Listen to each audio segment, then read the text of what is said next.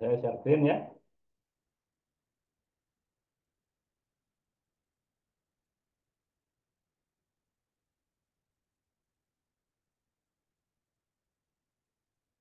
Baik. Bismillahirrahmanirrahim.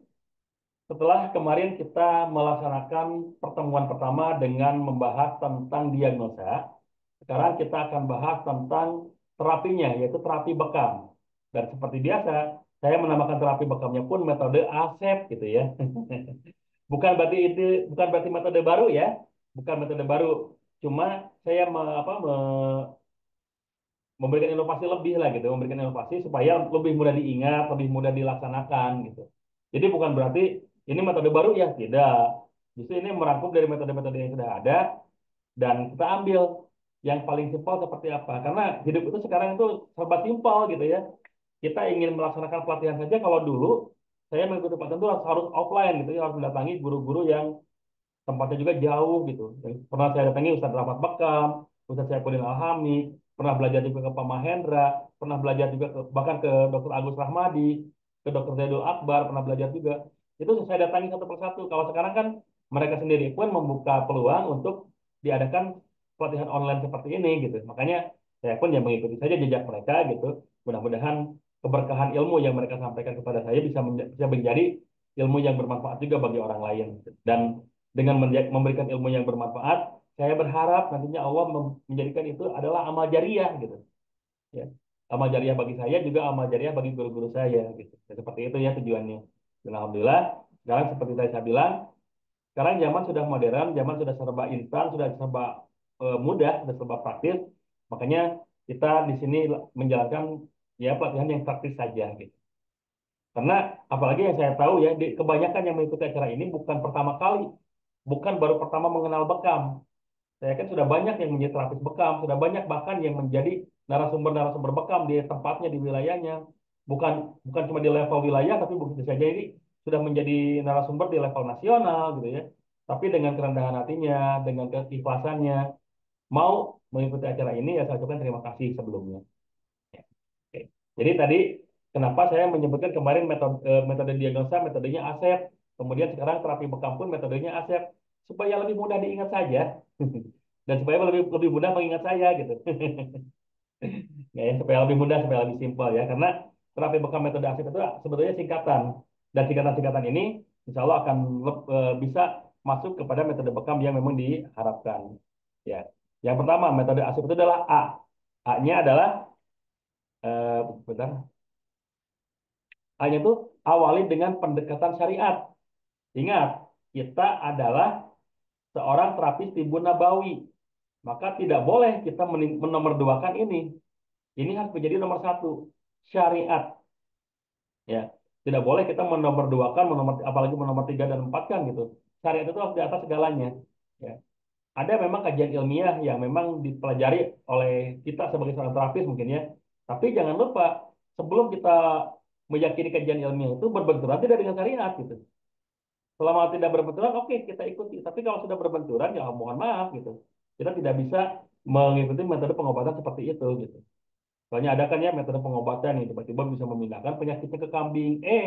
Setelah dibongkar oleh pesulap merah, ternyata itu hanya bohongan. Bisa memindahkan penyakit ke telur. Ya ternyata sama bohongan juga gitu. Itu kan sudah melanggar syariat ya, menipu orang lain. Makanya kalau sudah seperti itu, mohon maaf kita tidak bisa ikuti. Tapi kalau masih sesuai dengan koridor syariat Islam, insya Allah itu bisa kita laksanakan. Walaupun misalkan seperti akupuntur ya, akupuntur kan itu tradisional Chinese medicine ya, TCM. Tapi bukan tidak ada pelanggaran syariat di sana. Maka bisa seorang terapis Tibun Nabawi pun mempelajari akupuntur, boleh.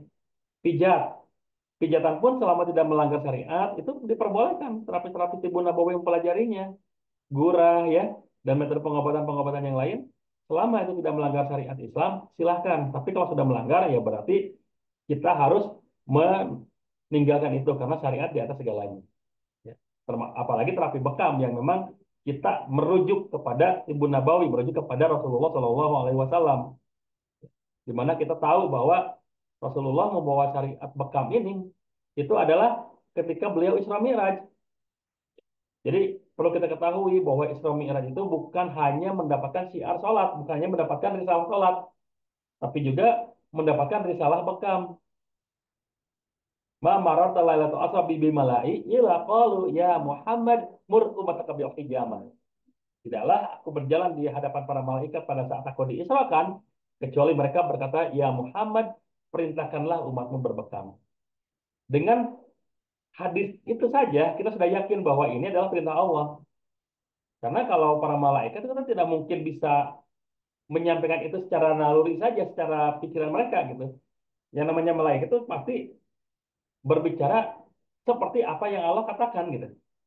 Karena kepatuhan para malaikat itu sudah tidak bisa kita bantah lagi. Mereka itu hanya diberikan kepatuhan saja, tidak pernah diberikan akal yang bisa menolak kepatuhan kepada Allah. Tidak seperti kita ya kadang-kadang masih begitu mendengar azan, nanti dulu. Tapi kalau karena malaikat itu sudah hanya diberikan kepatuhan, waktu sholat, sholat. Bahkan ketika Isra Mi'raj pun, Rasulullah melihat ada yang ruku terus-terusan, ada yang sujud terus-terusan, ada yang tahiyat terus-terusan. Seperti itu, karena itu malaikat. Maka ketika malaikat menyampaikan bahwa mur umat takabil hijamah, sebetulnya itu perintah Allah. Tapi kenapa malaikat yang menyampaikan? Karena ketika kalau Isra Mi'raj seperti halnya sholat, Allah yang menyampaikan, nanti hukum berbekam menjadi wajib. Itulah maha kuasanya Allah, maha adilnya Allah. Bekam tidak dibuat menjadi wajib. Kalau bekam dibuat wajib, wah, Masya Allah, ada orang-orang yang terpaksa harus berbekam padahal kondisinya tidak memungkinkan. Ya. Makanya Allah maha adil, Allah maha tahu, Allah maha bijaksana. Allah memerintahkanlah para malaikat menyampaikan risalah bekam ini kepada Rasulullah Shallallahu Alaihi Wasallam. Tidak langsung Allah yang menyampaikan. Nah, oleh karena itu, ketika kita melaksanakan syiar ini, maka kita harus melakukan pendekatan yang paling utama adalah tentang syariat. Apa saja syariat-syariat bekam yang kita ikuti? Banyak ya yang kita ikuti.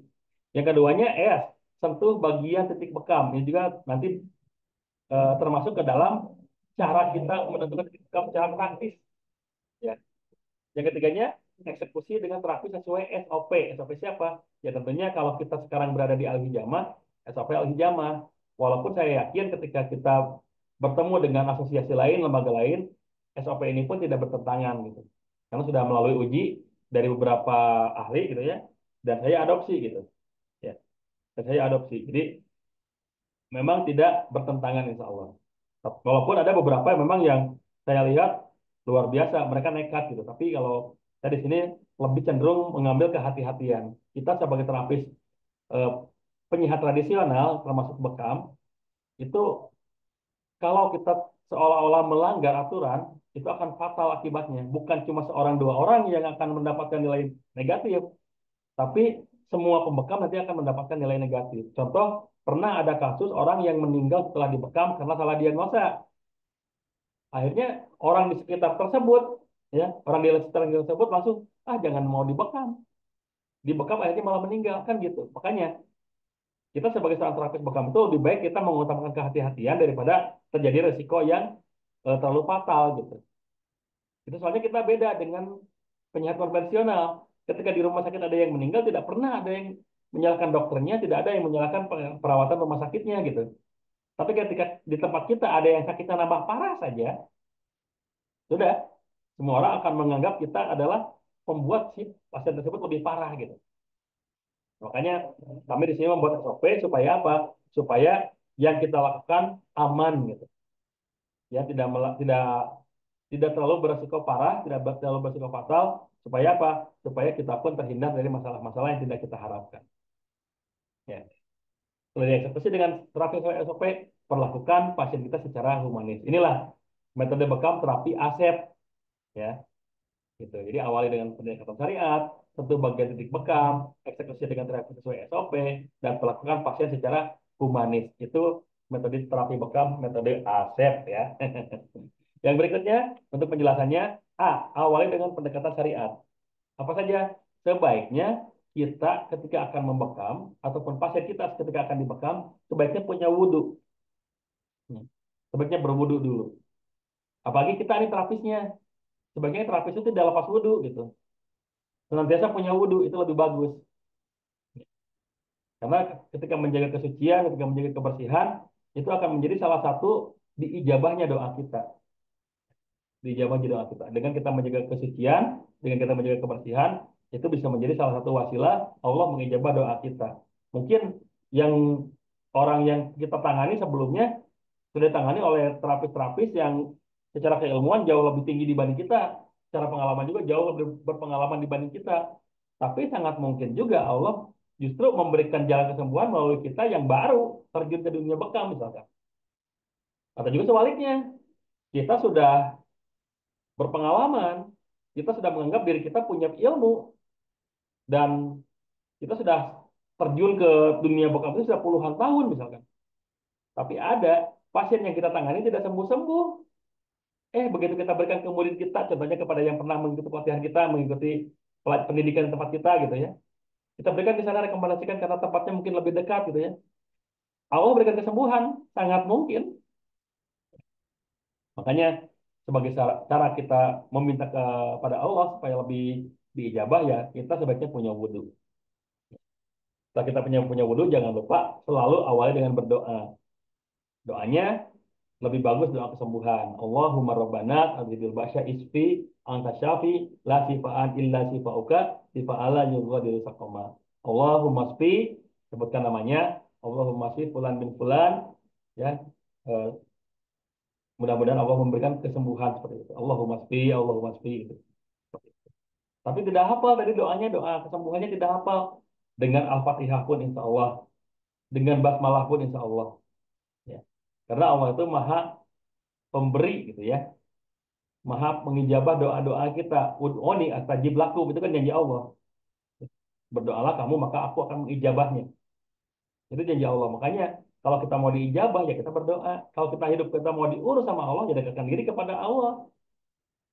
Jangan kita ya gimana Allah aja takdir mah, tapi kita aja nggak pernah mau mendekat kepada Allah ya Allah tidak akan ngurus kita. Biarin aja. Mau susah silakan, mau senang pun nantinya akan dijatuhkan gitu.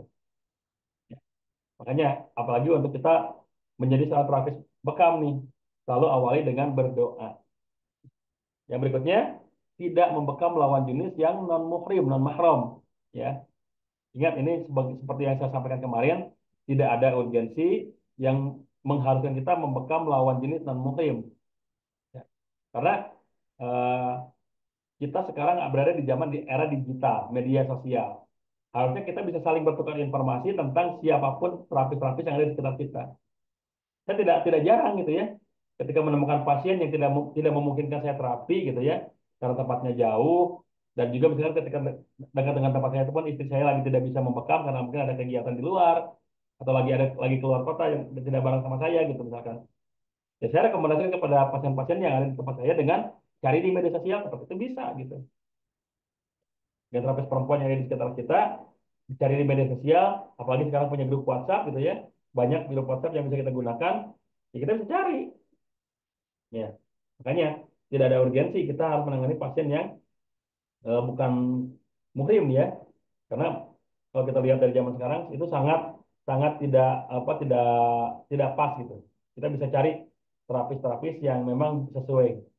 Ya.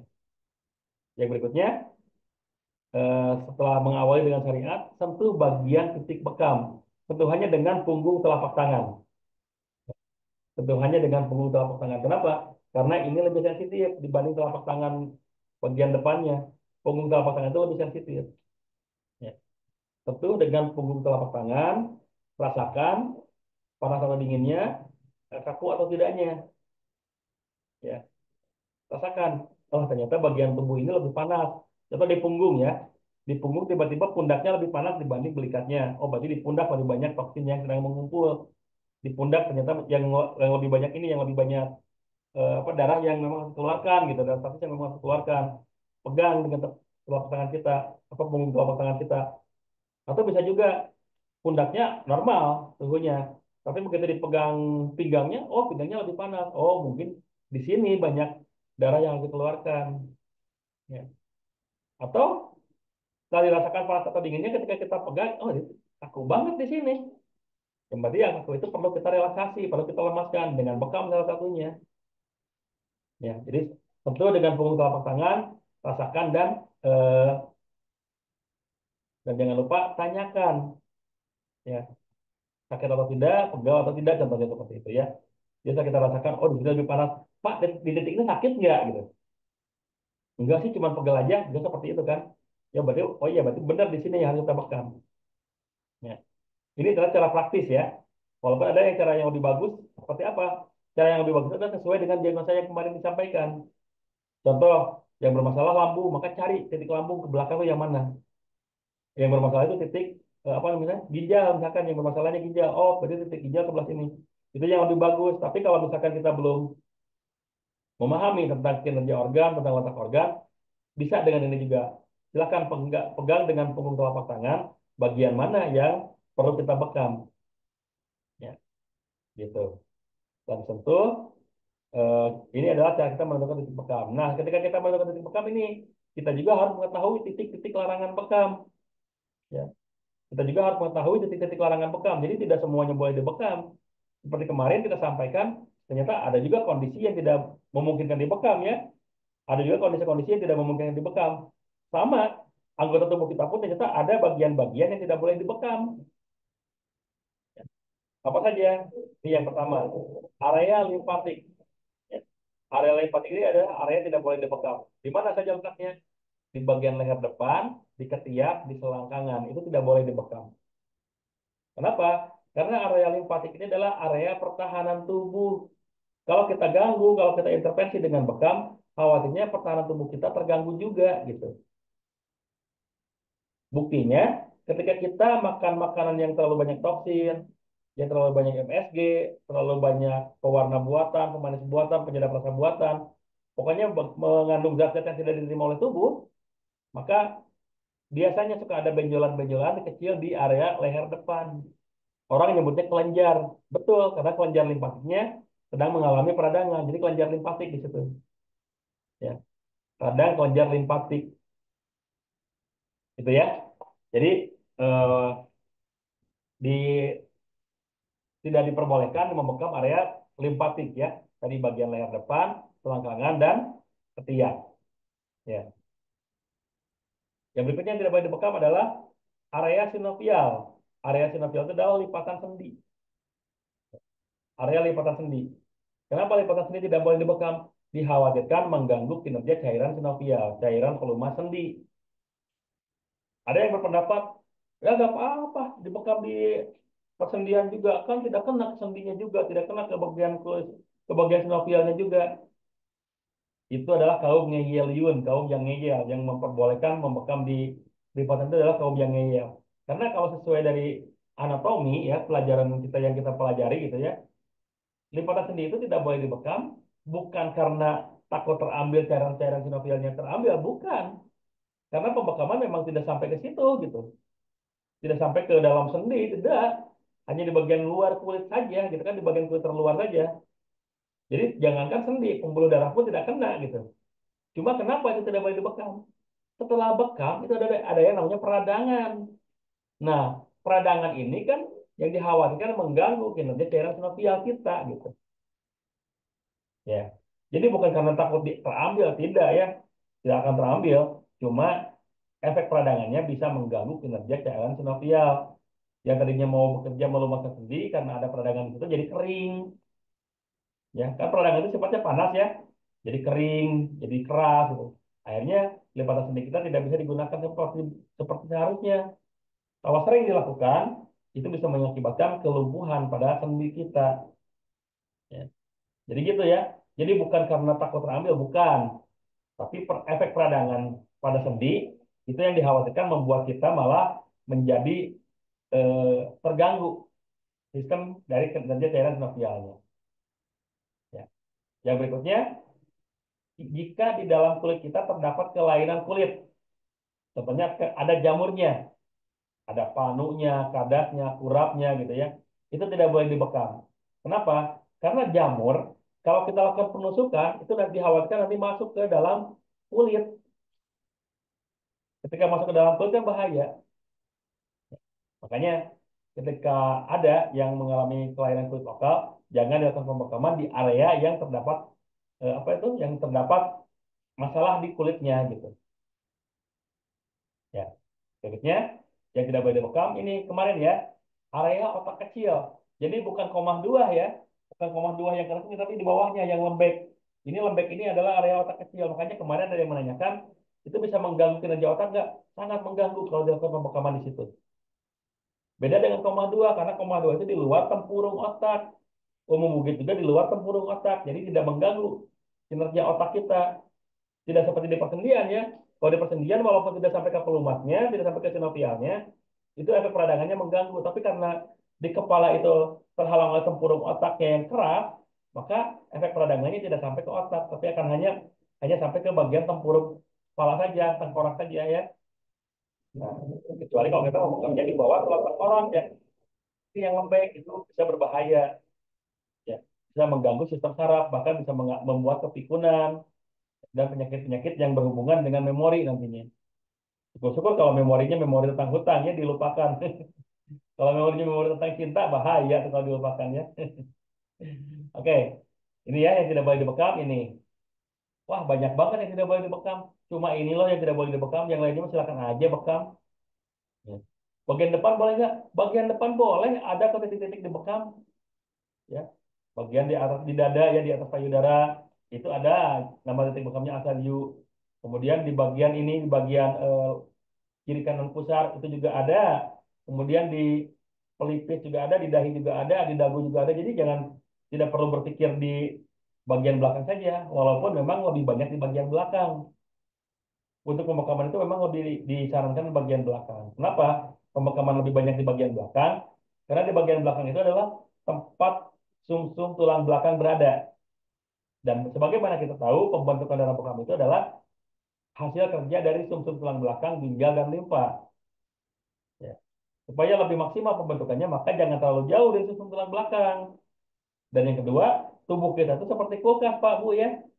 Jadi depannya cuma cover, mesinnya di belakang. Makanya untuk proses recovery, proses penyembuhan, itu lebih baik dibantu disentuh organnya dari belakang. Makanya kan kalau dalam ilmu bela diri tidak boleh mukul dari belakang kan, karena itu bisa mengganggu organ vital. Kalau dari depan walaupun terpukul, bahkan muka terpukul sekalipun, itu masih memungkinkan sembuh dalam waktu cepat gitu. Tapi kalau bagian belakang, apalagi leher nih yang kena, oh udah, bisa sampai game over itu nantinya. Itu ya, itu alasannya kenapa pembekaman dicontohkan oleh para malaikat kepada Rasulullah dilakukan di belakang. Karena tadi ada sumsum tulang belakang di sana berdekatan langsung dengan organ tubuh yang memang di tubuh kita tuh lebih cenderung ke belakang, lebih cenderung ke belakang. Gitu ya. Ini adalah titik-titik yang tidak boleh dibekam. Kalau yang tidak boleh, maka yang boleh mana saja? Ini yang boleh. Yang boleh bahkan yang disunahkan. Ya. Yang pertama titik umum muhid. Umum muhid itu di puncak kepala ya. Di puncak kepala, sejajar dengan telinga kita, sejajar dengan hidung. Ya. Sejajar telinga, sejajar hidung. Itu adalah namanya umum muhid. Umum muhid ini sangat efektif untuk mengatasi penyakit-penyakit yang berhubungan dengan sistem saraf. Sering lupa, Alzheimer, kemudian apa namanya yang berhubungan dengan kepikunan gitu ya. Selain Alzheimer itu apa? Satu lagi, pokoknya adalah saya lupa lagi namanya. Demensia, demensia. Nah, Alzheimer, demensia gitu. Itu juga bisa berhubungan. Bahkan untuk yang mengalami epilepsi ya, itu bisa juga pembekaman di umum gitu. Ya. Selain penyakit-penyakit yang berhubungan dengan kepala seperti vertigo, migrain dan sebagainya gitu ya. Itu juga seperti yang tadi, yang epilepsi ya, yang epilepsi, kemudian yang tadi Alzheimer, demensia juga bisa dilakukan pembekaman di umum ungkit. Bahkan yang sudah stroke itu boleh dilakukan pembekaman di umum ungkit. Kenapa? Karena stroke kan sistem saraf pusat yang rusak. Tidak bisa memberikan komando ke bagian tubuh yang lain karena ada pecah pembuluh darah di otak. Maka untuk salah satu cara recovery-nya supaya otaknya lebih sehat lagi, itu dilakukan pembekaman di umum ungkit untuk membantu nutrisi jaringan otak. Gitu. Ya. Untuk membantu nutrisi jaringan otak lebih maksimal lagi. Yang kedua, ada yang namanya titik koma 2, ya, koma 2 itu tadi di bagian kepala belakang yang paling keras. Koma 2 ya, sama fungsinya dengan titik mumugit. Dan kedua titik ini, sebagian ulama menyampaikan bahwa ini bisa untuk juga mengatasi masalah gangguan sihir. Ya, ini bisa juga untuk mengatasi masalah gangguan sihir, gangguan jin. Jadi kalau ada orang yang memang sering kesurupan, yang memang perlu diruqyah, silakan dibantu dengan pembekaman di kedua titik ini, Umum Bukit dan Komah 2. Dan ada juga titik Al-Aqda'in. Al-Aqda'in itu di leher bagian belakang ya, leher bagian belakang yang di tempat terakhir tumbuhnya rambut. Ya. Tempat terakhir tumbuhnya rambut itu namanya titik Al-Aqda'in. Fungsinya sangat banyak, memberikan suplai nutrisi, suplai oksigen ke otak supaya lebih lancar, nutrisi jaringan otak supaya lebih maksimal, dan yang paling penting juga tidak kalah urgent juga, ini bisa membantu menaikkan tensi darah. Jadi yang darah rendah boleh dibekam di bagian al-aqdainnya. Al-aqdainnya dibekam untuk menaikkan tensi darah. Tapi kalau yang sudah tinggi, jangan dibekam di situ. Karena kalau dibekam di situ, khawatirnya malah naik tensinya. Karena salah satu fungsi al-aqdain adalah menaikkan tensi darah. Ya. Berikutnya, ada titik yang namanya titik al-kahil. Di punuk ya. Titik al-kahil itu di punuk. Itu salah satu fungsi utama yang memang dirasakan oleh dari zaman Rasulullah dulu. Titik al-kahil ini adalah mencerahkan pandangan. Titik al-kahil itu mencerahkan pandangan. Jadi sepanjang tulang al-kahil ini panjang ya. Dari vertikal 5 sampai vertikal 7. Bahkan ada juga yang mengatakan dari vertikal 3 sampai vertikal 7 gitu. Al-kahil. Setelah al-kahil, ada juga yang namanya titik al-katifain di pundak. Ini kebalikan dari al-aqdain. Kalau al-aqdain itu menaikkan tensi darah, kalau al-katifain ini menurunkan tensi darah. Nah, makanya ketika kita mendapati pasien yang hipertensi, pasien yang darah tinggi, pembekaman di al-katifain insya Allah efektif. Ya, pembekaman di al-katifain insya Allah sangat efektif. Ditambah bisa juga membantu menurunkan kolesterol, membantu mengobati masalah pada paru-paru juga, gitu. Insya Allah ya. Jadi ini titik al-katifain. Ada lagi titik yang namanya titik al-zohri. Al-zohri ini adalah sepanjang punggung. Ya, sepanjang punggung. Makanya ada yang namanya zohri ala, zohri sufla, zohri wasati gitu kan. Itu memang yang sepanjang punggung itu. Nah, bagaimana menentukannya? Silakan sesuaikan dengan organ tubuh yang membutuhkan. Ketika kita pegang, oh ternyata bagian lambungnya yang panas, kita bekam titik lambung. Ketika kita pegang, oh ternyata titik ginjalnya yang panas, kita bekam titik ginjal, gitu ya. Ketika kita pegang, oh ternyata titik apa namanya titik ususnya yang panas, kita bekam titik ususnya, gitu ya. Jadi ketika suhu tubuh, suhu organ salah satu organ kita terasa lebih panas, itu biasanya sedang mengalami masalah. Begitupun sebaliknya, ketika organ tubuh kita terasa lebih dingin, itu pun biasanya terjadi masalah. Dan ketika terasa dingin pun, itu bagus dilakukan pembekaman untuk menaikkan kembali suhunya, gitu. Karena setelah dibekam kan suhu naik, tensi darah naik, gitu kan. Makanya ketika yang dirasakan, oh ternyata ini bagian ininya dingin nih, bekam di situ nggak apa-apa. Ya. Ini titik di punggung itu panjang ya, dari atas sampai ke punggung bawah itu ada titiknya. Nah, untuk menentukannya silakan tadi sesuaikan dengan hasil diagnosa kita. Organ mana yang membutuhkan? Kalau misalnya organ paru-paru, oh ini titik paru-paru itu panjang nih di sini paru-paru, kita ambil ke belakang, titiknya di situ. Oh, lambung itu tengah nih, tengah ulu sejajar dengan ulu hati kita, tarik ke belakang hampir sama dengan ulu hati, bekam di situ. Ya, seperti itu ya. Jadi ini titik al itu panjang. Silakan dimaksimalkan saja yang mana yang membutuhkan memang. Kemudian ada lagi yang namanya titik al-warik. Al-warik itu adalah di pinggul. Titik al-warik itu di pinggul. Mohon maaf ya, pantat, pantat pinggir. Itu sangat efektif juga untuk masalah masalah seperti wasir, ya, kemudian masalah-masalah pencernaan, susah buang air besar, bahkan buang air besarnya keras, gitu ya, sembelit, kecuali diare. Kalau diare memang tidak dianjurkan berbekam. Kalau diare memang tidak dianjurkan berbekam karena ketika diare dia itu dehidrasi, kekurangan cairan, jangan kita tambah lagi. Faktor dehidrasinya jangan kita tambah lagi ya. Jadi cukup cukup saat itu saja.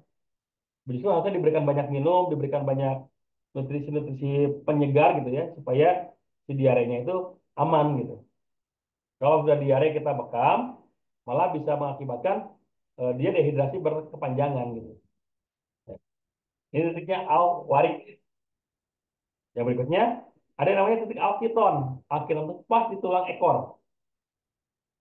Ini banyak yang menyebut namanya titik kejantanan, titik kesuburan.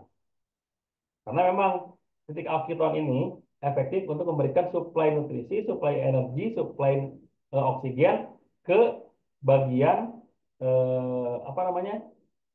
Kalau laki-laki ke bagian prostat dan ke bagian buah zakar. Kalau perempuan ke bagian rahim.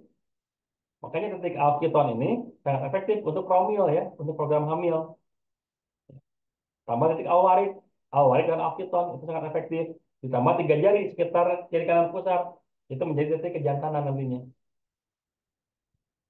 Jadi alkiton, alkiton itu adalah bagian tulang ekor.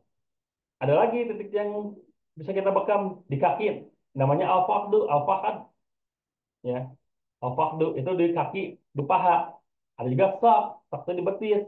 Ini kedua kedua bagian ini fungsinya untuk menetralisir masalah-masalah pada apa sirkulasi darah di kaki. Bisa akibat asam urat, bisa akibat rematik. Ya. Jadi kalau kaki sering pegal, kaki sering merasa sakit, pembekaman di area ini di alfakdu sama alfak itu bisa sekali. Kecuali kalau dia punya diabetes. Nah, kalau dia punya diabetes jangan. Selama dia tidak punya diabetes di kaki boleh insya Allah aman. Ya. Kemudian ada juga pembekaman di Zohril Qadam. Zohril Qadam itu adalah punggung telapak kaki. Ya. Sama fungsinya dengan yang tadi untuk rematik juga bisa, untuk asam urat juga bisa gitu. Bahkan di alsak ya di betis itu juga membantu masalah pada lambung juga gitu. Ya. Nah, apakah harus semua titik ini dilakukan pembekaman? Ya tidak, sesuaikan saja dengan kondisi pasiennya. Kalau memang pasiennya butuh eh, cukup 3 sampai 5 titik saja, ya itu cukup dihenti apa cukup segitu saja gitu. Ini mohon maaf ya jangan dicoret-coret ya kasihan yang lain. Barangkali ada yang sedang screenshot yang lain ya. Jadi kalau coret kasihan katanya ke screenshot juga gitu. Mohon dihapus ya. Oke, ya itu ya. Jadi inilah titik-titik bekam yang memang kita perlu ini, perlu kita apa namanya, perlu kita ketahui gitu. Sesuai dengan namanya dan untuk penentuan titiknya silakan kita sebagai terapis melakukan diagnosanya. Titik mana yang perlu kita lakukan proses pembekaman. Ya. Ini titik-titik bekam. Yang berikutnya, tata laksana bekam, eksekusi terapi sesuai SOP. Nah, ini SOP kita ketika melakukan bekam. Yang pertama, diagnosa. Yang kedua, lakukan konseling terapeutik. Jadi sebelum berbekam itu konseling dulu, ngobrol dulu, tanya dulu keluhannya apa. Kalau misalnya sudah tahu keluhannya, berikan motivasi positif itu di awal justru. Ya, di awal, berikan motivasi positif di awal. Nanti begitu di akhir, tinggal kita lakukan eksekusi yang kita siapkan saja. Baru akan penanganan bisa dengan bekam dan bisa dengan herbal gitu. Ya, disesuaikan. Kalau memang tidak memungkinkan di bekam ya kita rekomendasikan herbal yang memungkinkan. Contohnya orang yang dalam kondisinya memiliki sindrom dingin, ya dingin gitu, datang ke dokter pucat gitu, lemas, ya kita berikan madu hangat, kita berikan habatus sauda gitu. Dan tidak dibekam dulu karena kalau kita bekam itu khawatir malah mengakibatkan orang tersebut lebih drop lagi, lebih parah lagi gitu. Ya, jadi akan penanganan ya. Nah, untuk persiapannya, pertama alat yang kita butuhkan nampan stainless, rok bekam, hand pump, pen dan lancet, atau hand scalpel dengan bisturi ya. Jadi boleh mau menggunakan pen, mau menggunakan bisturi, itu boleh. Selama bisa menggunakannya silakan. Kemudian yang perlu kita siapkan juga adalah kasa steril, tisu, minyak zaitun atau minyak herba, tempat khusus limbah infeksius. Jadi ingat, limbah infeksius dengan yang non infeksius dipisahkan. Kalau yang infeksius itu sudah terkena darah, ya, sudah terkena darah, itu kita pisahkan, jangan sampai menyatu dengan sampah biasa gitu. Misalkan dus bekas sarung tangan, dus bekas jarum, Itu kan non infeksius ya, tidak terinfeksi. Tapi kalau yang sudah kena dengan darah itu dipisahkan. Nanti penanganannya dibakar, ya. Penanganannya dibakar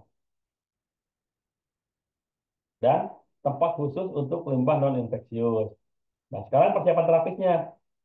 Terapis dalam keadaan bersih, sebaiknya dalam kondisi berwudu. Pakai masker, ini penting ya. Pakai masker, pakai sarung tangan. Karena beberapa waktu yang lalu ada di grup yang membekam pakai sarung tangan plastik yang buat bikin kue. Ya, walaupun tujuannya supaya tidak kena darah ke tangan, tapi kan si plastik ini bukan untuk alat kesehatan. Lebih rentan kalau kita kena ini, kalau kena bakteri gitu. Tapi kalau ke makanan boleh, ya kan kalau ke makanan mau dimasak, bakterinya keburu mati juga. Tapi kalau kena kulit, ya itu bahaya. Makanya sempat saya agak marah gitu ya ketika melihat ini ngeyel, tetap seolah-olah harus mau pakai ini aja lah, pakai sarung tangan plastik aja. Emang kalau beli sarung tangan plastik dengan beli sarung tangan apa namanya ya medis gitu ya untuk pemakaman, bedanya berapa sih gitu? Kok gitu-gitu amat ngiritnya gitu, sampai membahayakan orang lain. Makanya sebagai seorang terapis ya setidaknya kita berkorban lah, ya beli sarung tangan, ya beli masker, bahkan pakai apron kalau memungkinkan gitu ya. Kalau mau pakai apron seperti ini itu lebih bagus gitu ya. Tapi kalaupun tidak pakai apron, setidaknya baju yang kita gunakan untuk membekam adalah baju khusus hanya di tempat bekam saja. Kalau di klinik ya baju khusus di kliniknya, bukan baju yang kita pakai kemana-mana. Nanti pun kalau kita panggilan, setidaknya kita sudah nyiapin di kantong itu adalah baju yang khusus membekam. Ya. Jadi tidak menggunakan baju yang digunakan di perjalanan. Khawatirnya ada kontaminasi virus, ada kontaminasi bakteri gitu ya. Dikhawatirkan itu. Tapi kalaupun tidak pun sebagai bentuk kehati-hatian kita, setiap mau membekam kita gunakan baju khusus. Kalau tidak punya baju khusus, beli celemek. Ya. Celemeknya sebaiknya yang bahan yang mudah dilap, sebaiknya gitu ya. Supaya apa? Supaya ketika ada darah, itu tinggal semprot-semprot alkohol, bersihkan. Kalau celemeknya seperti itu cukup. Ya. Oke. Untuk kepala, peci atau kopiah ini relatif ya. Kalau yang mau silahkan lebih bagus, tapi kalau tidak pun tidak masalah. Ya. Hazmat ini kondisional ya. Kalau misalnya seperti kemarin waktu COVID ya, kita kan pada pakai hazmat, terapis bekam pun pada pakai hazmat gitu. Tapi itu kondisional. Kalau memang itu tidak dibutuhkan, silakan saja, tidak perlu. Ya. Sekarang persiapan pembekamannya, pasiennya, laksanakan diagnosis ya, anamnesa, tensi darah, telapak tangan, lidah, wajah dan sebagainya yang kita bisa. Diagnosis apapun yang kita bisa kita lakukan. Setelah pasiennya kita siapkan, lakukan konseling terapeutik dan mulai bagian untuk membekam. Saya minum dulu ya. Bismillah.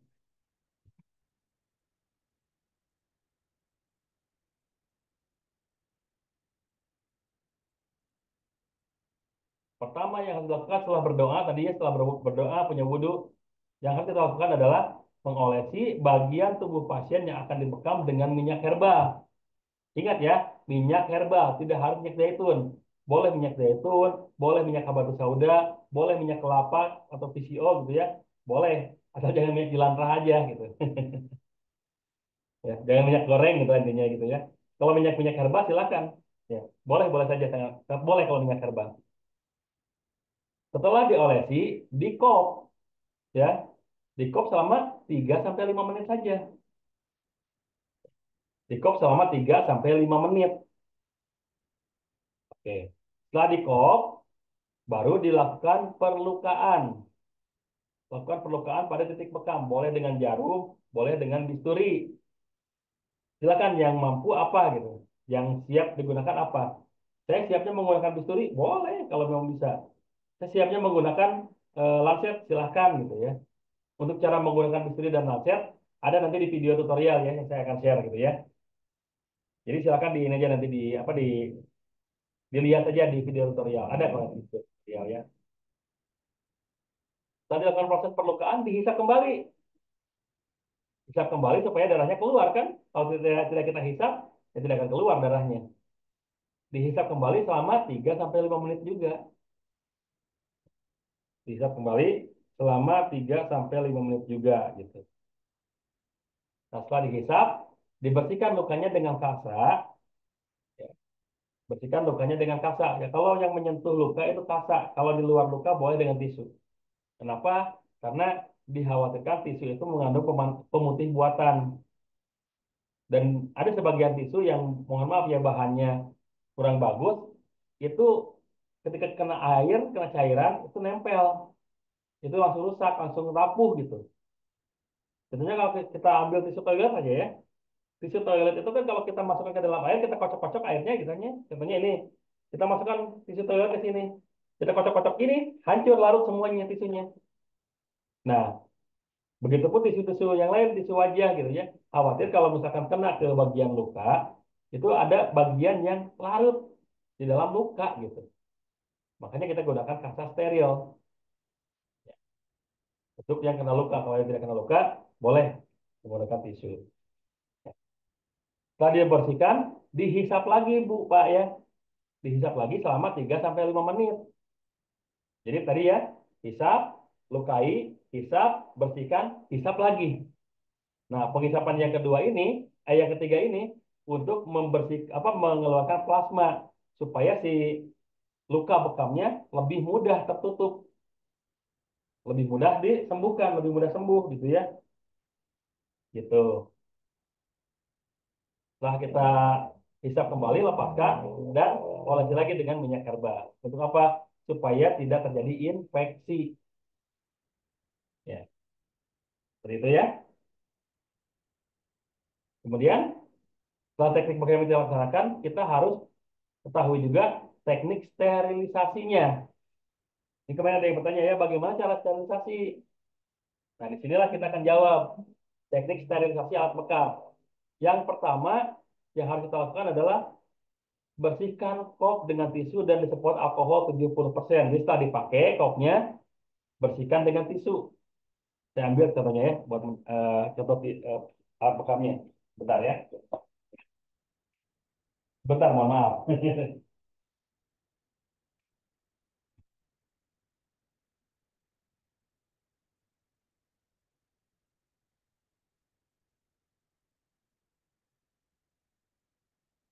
Oke, ini saya ambil alat bekam nih, sebagai untuk contoh ya.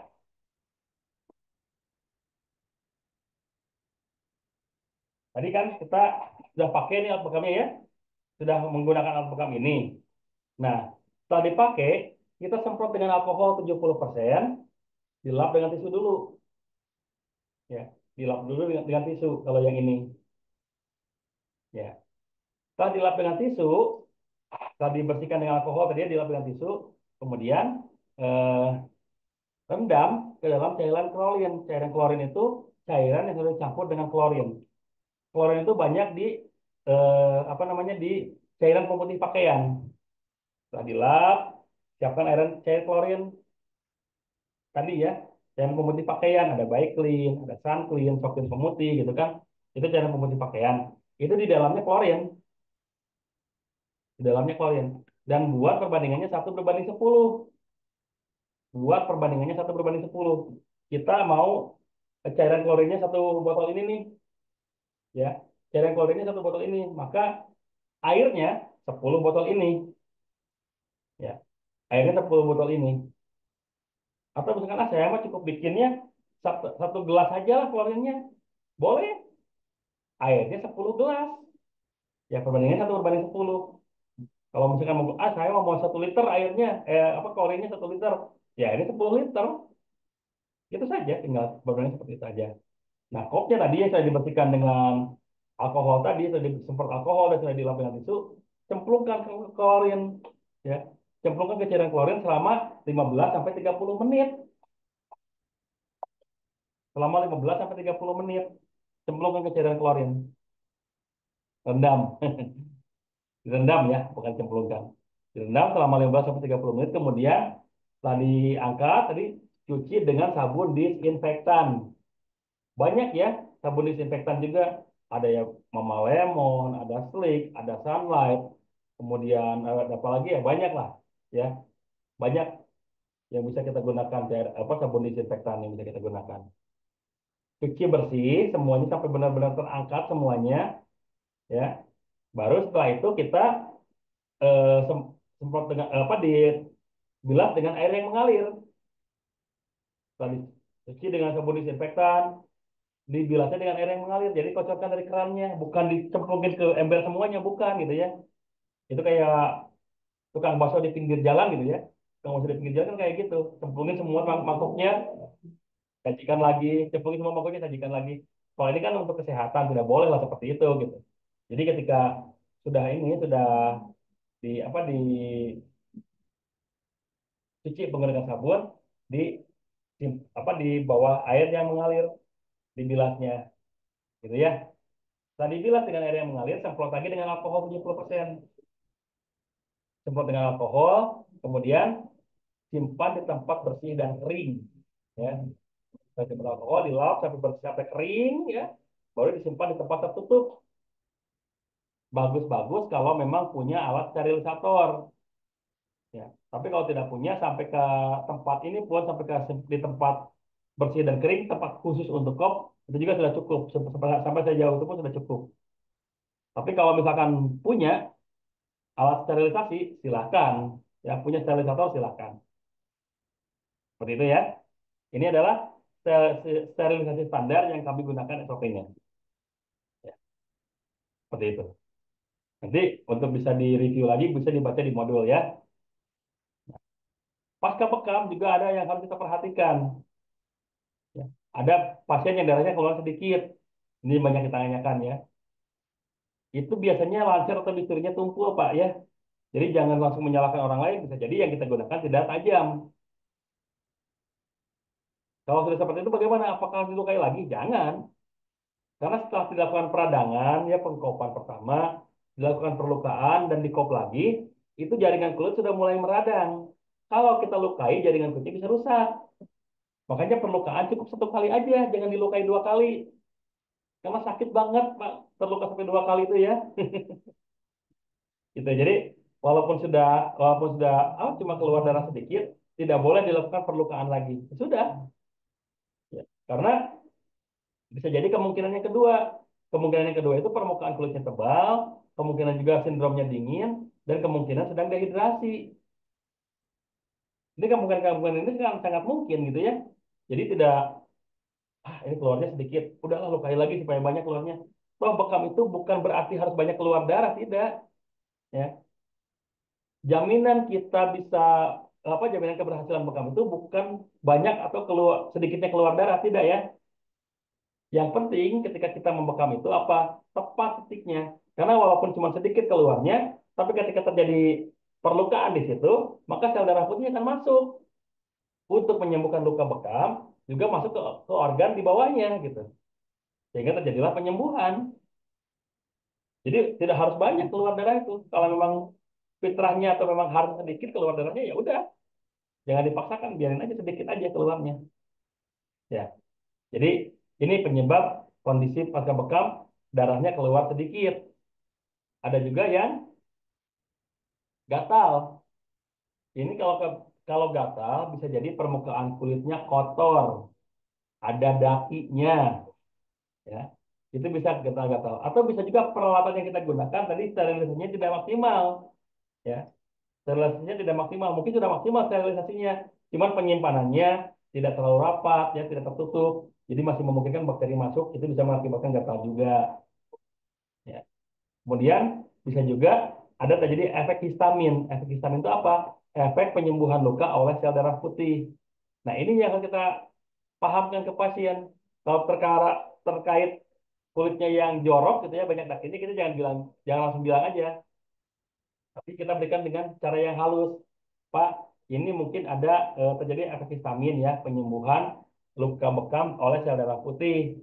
Tapi Pak, supaya lebih baik lagi ke depannya Bapak rutin-rutin dibersihkan ya supaya ketika dibekam lagi tidak gatal gitu.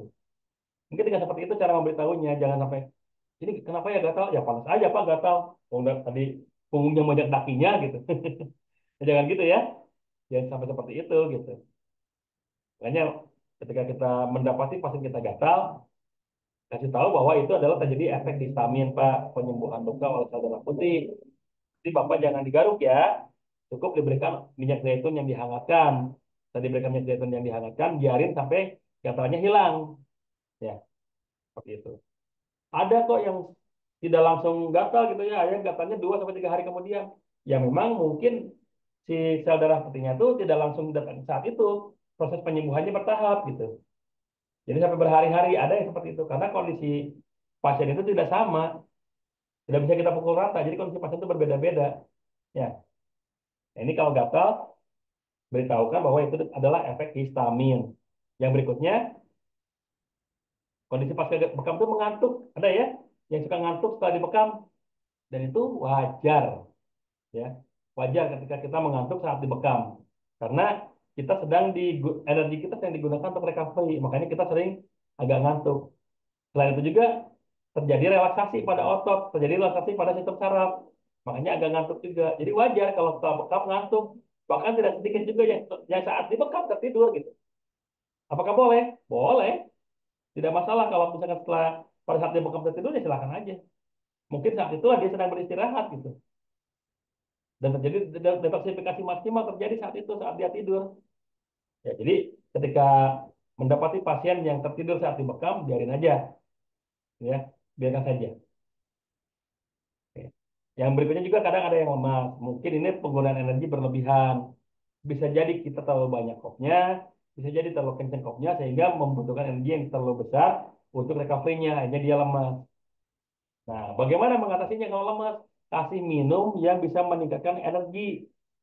Minum habatus sauda, minum madu hangat gitu ya. Itu kan bisa menambah energinya kita gitu. Jadi ketika mendapati pasien yang lemas setelah dibekam, boleh disuruh tidur, boleh juga diberikan minuman yang bisa meningkatkan energi gitu.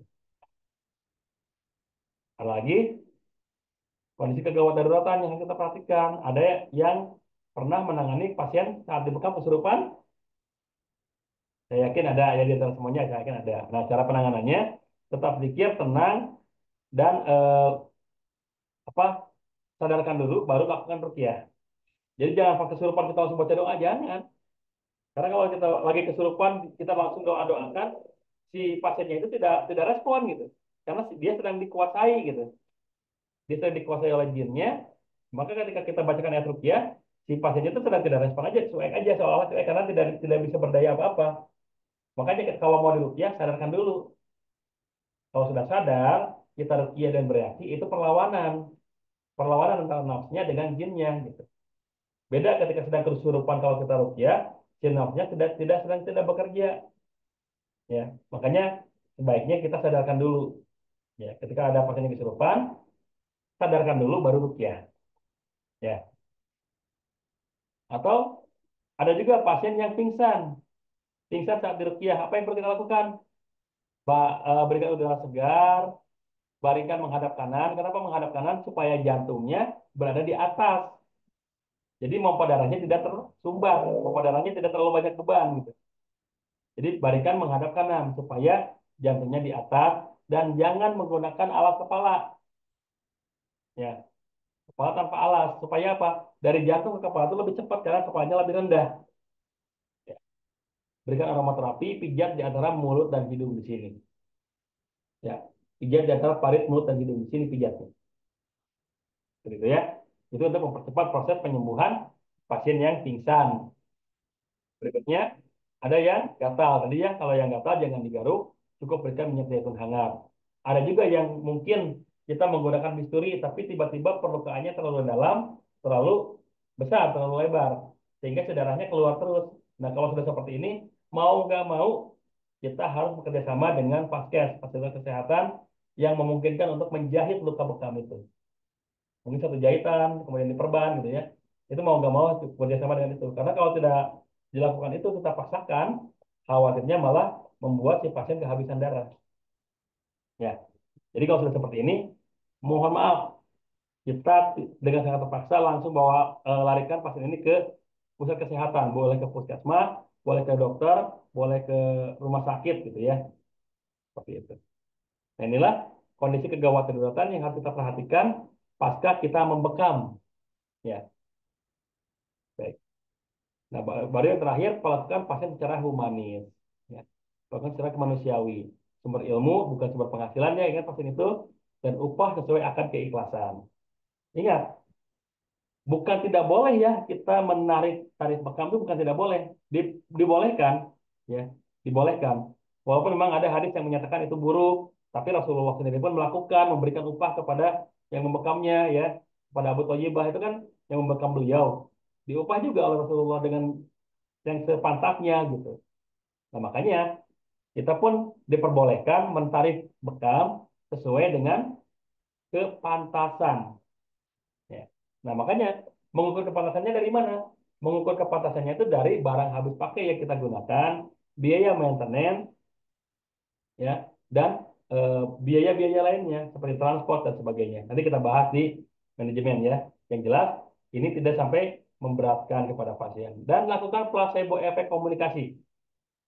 Apa placebo efek komunikasi? Komunikasi yang membuat pasien itu percaya dia sedang berada di tangan yang tepat. Kita ketika berkomunikasi memberikan motivasi positif, memberikan pesan-pesan hikmat, dan yang paling penting kita meyakinkan pasien itu bahwa dia sedang mendapatkan penanganan khusus, dia sedang mendapatkan penanganan terbaik dari kita gitu. Jadi usahakan pasien kita itu bukan menunggu sakit baru kita terapi, bukan, tapi pasien kita itu dibekam itu dengan gaya sebagai gaya hidup gitu, dan gaya hidupnya terpenuhi di kita gitu. Jadi mereka bangga setelah berbekam. Wah, saya senang nih kemarin dibekam sama si Fulan. Karena emang si Fulan mah orangnya enak diajak ngobrol.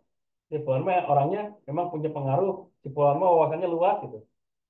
Jadi ketika dia datang itu bukan karena sakit, tapi karena memang tidak menjaga gaya hidupnya. Kalau tidak dibekam kayaknya nggak enak gitu. Ya seperti itu.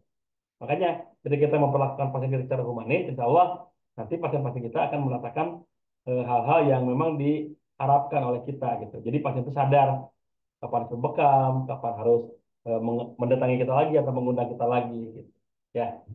Nah, ini metode bekam ASEP ya. Tadi ya yang pertama awali dengan pendekatan syariah, satu bagian yang memang perlu dibekam, eksekusi dengan terapi sesuai SOP dan perlakukan pasien secara humanis. Nah, sekarang untuk manajemennya kita harus tahu dulu step by stepnya. Seorang terapis bekam itu kan kita bukan menjual produk ya, kita menjual jasa istilahnya. Maka untuk menjual jasa itu kita harus ada yang namanya branding. Kita ingin dibeli jasanya, tapi kita brandingnya lemah. Bahaya. Orang tidak akan mau. Kita ingin orang dibekam oleh kita, tapi ketika kita membekam, kelihatan jorok. Kitanya sendiri kelihatan jorok, kelihatan tidak rapi, kelihatan tidak bersih. Ya. Bagaimana mungkin orang lain akan percaya kalau kita bisa membekam dia? Kalau bagaimana mungkin orang lain percaya kalau kita bisa membantu kesembuhannya gitu, bisa membantu kesehatannya kita sendiri pun tidak peduli dengan kesehatan kita sendiri gitu, masih merokok gitu kan, itu bisa membantu mengurangi branding kita sebagai seorang pembekam. Setelah brandingnya ada, otomatis yang kita harapkan apa? Yang kita harapkan adanya penjualan, adanya pasien yang kita tangani. Ya, produknya sudah siap, brandnya bagus, otomatis nanti akan ada orang-orang yang membutuhkan jasa kita. Ya, otomatis itu. Ketika brandnya bagus, pasti semakin banyak dicari. Mahal sedikit tidak masalah. Ya, Adidas, Nike itu pasti lebih mahal dibanding sepatu-sepatu biasa gitu. Makanya eh, setelah brandingnya kuat, pasti akan terjadi penjualan atau selling yang maksimal gitu. Karena disitulah kekuatan kita sebagai seorang terapis itu dalam membranding. Soalnya kalau kita beli barang, contohnya kita beli kop ini nih contohnya. Ketika kopnya rusak, kita bisa minta ganti ke penjualnya. Pak, ini kopnya rusak, saya minta ganti lagi ya yang baru. Kalau penjualnya yang memang bijaksana, ya udah diganti yang baru karena ini adalah bagian dari garansi. Tapi kalau sebagai terapis, ketika kita membekam dan si yang dibekamnya kecewa, dia tidak akan minta ganti ke kita, tapi dia akan meninggalkan kita gitu. Makanya supaya terjadi selling, penjualan, branding kita baguskan. Perkuat brandingnya dengan menjadi teladan, teladan kesehatan, teladan yang sesuai syariat gitu. Tapi belum ada selling, maka caranya bagaimana? Siapkan marketing. Produk sudah ada, branding sedang kita usahakan, tapi kok penjualannya belum ada ya? Maka marketingnya yang harus kita perbaiki. Show people, beritahukan orang lain bahwa kita tuh pembekam. Beritahukan kepada orang lain kalau kita pembekam. Kalau orang lain tidak tahu, walaupun kita punya eh, kualitas yang bagus, kita punya keahlian yang bagus dalam membekam, tapi orang tidak tahu. Kira-kira akan ada penjualan tidak? Akan ada selling tidak? Tidak. Pasti akan stagnan gitu. Makanya kita perlu marketing dengan show people, tunjukkan kepada orang lain. Mungkin dengan mengadakan bakti sosial dulu, ya baksos, bekam gratis dulu untuk memberitahukan bahwa yes, ini salah pembekam. Show people. Nah, setelah marketingnya jalan, otomatis nanti akan ada profit, ya, akan ada profit.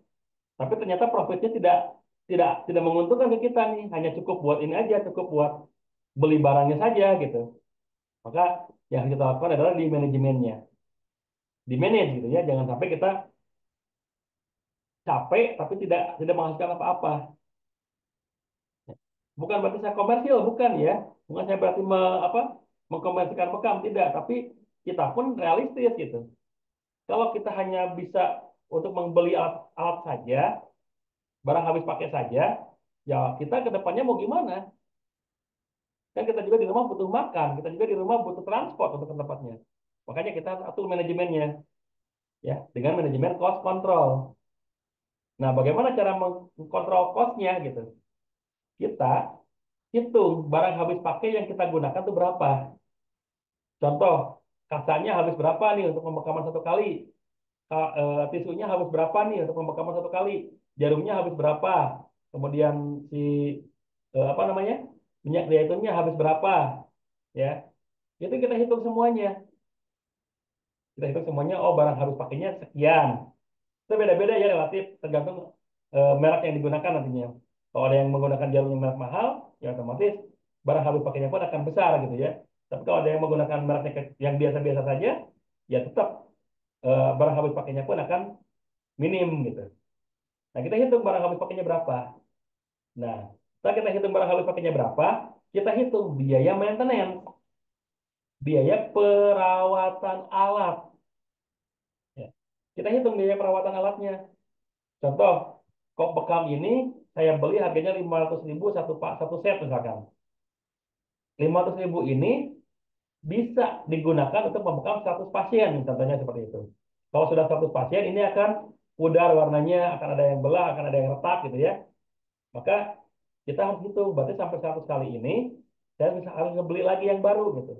Itu pun kalau keadaan normal, kalau keadaan tidak normal mungkin karena jatuh, ya apalagi kalau sampai hilang gitu kan.